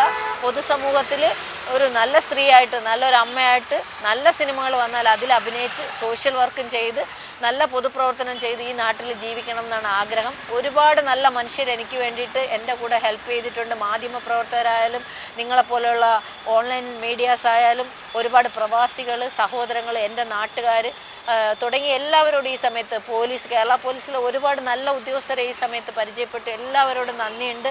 അതുപോലെ കേരള സർക്കാരിൽ ഈ സമയത്ത് വിശ്വസിക്കുന്നു. ഇങ്ങനെ ഒരു കേസുമായിട്ട് ഞാൻ ഇറങ്ങിയപ്പോൾ നമ്മളെപ്പോലെ ഒരാൾക്ക് നീതി കിട്ടും എന്ന് തന്നെയാണ് ഞാൻ വിശ്വസിക്കുന്നത്. എല്ലാവരോടും നന്ദി മാത്രമേ ഉള്ളൂ. വളരെയധികം സന്തോഷം നമ്മളുടെ അടുത്ത് ഇത്രയും കാര്യങ്ങൾ പങ്കുവച്ചതിലും. ഒരുപാട് സന്തോഷം. പോരാട്ടവുമായിട്ട് മുന്നോട്ട് പോവുക. Thank you.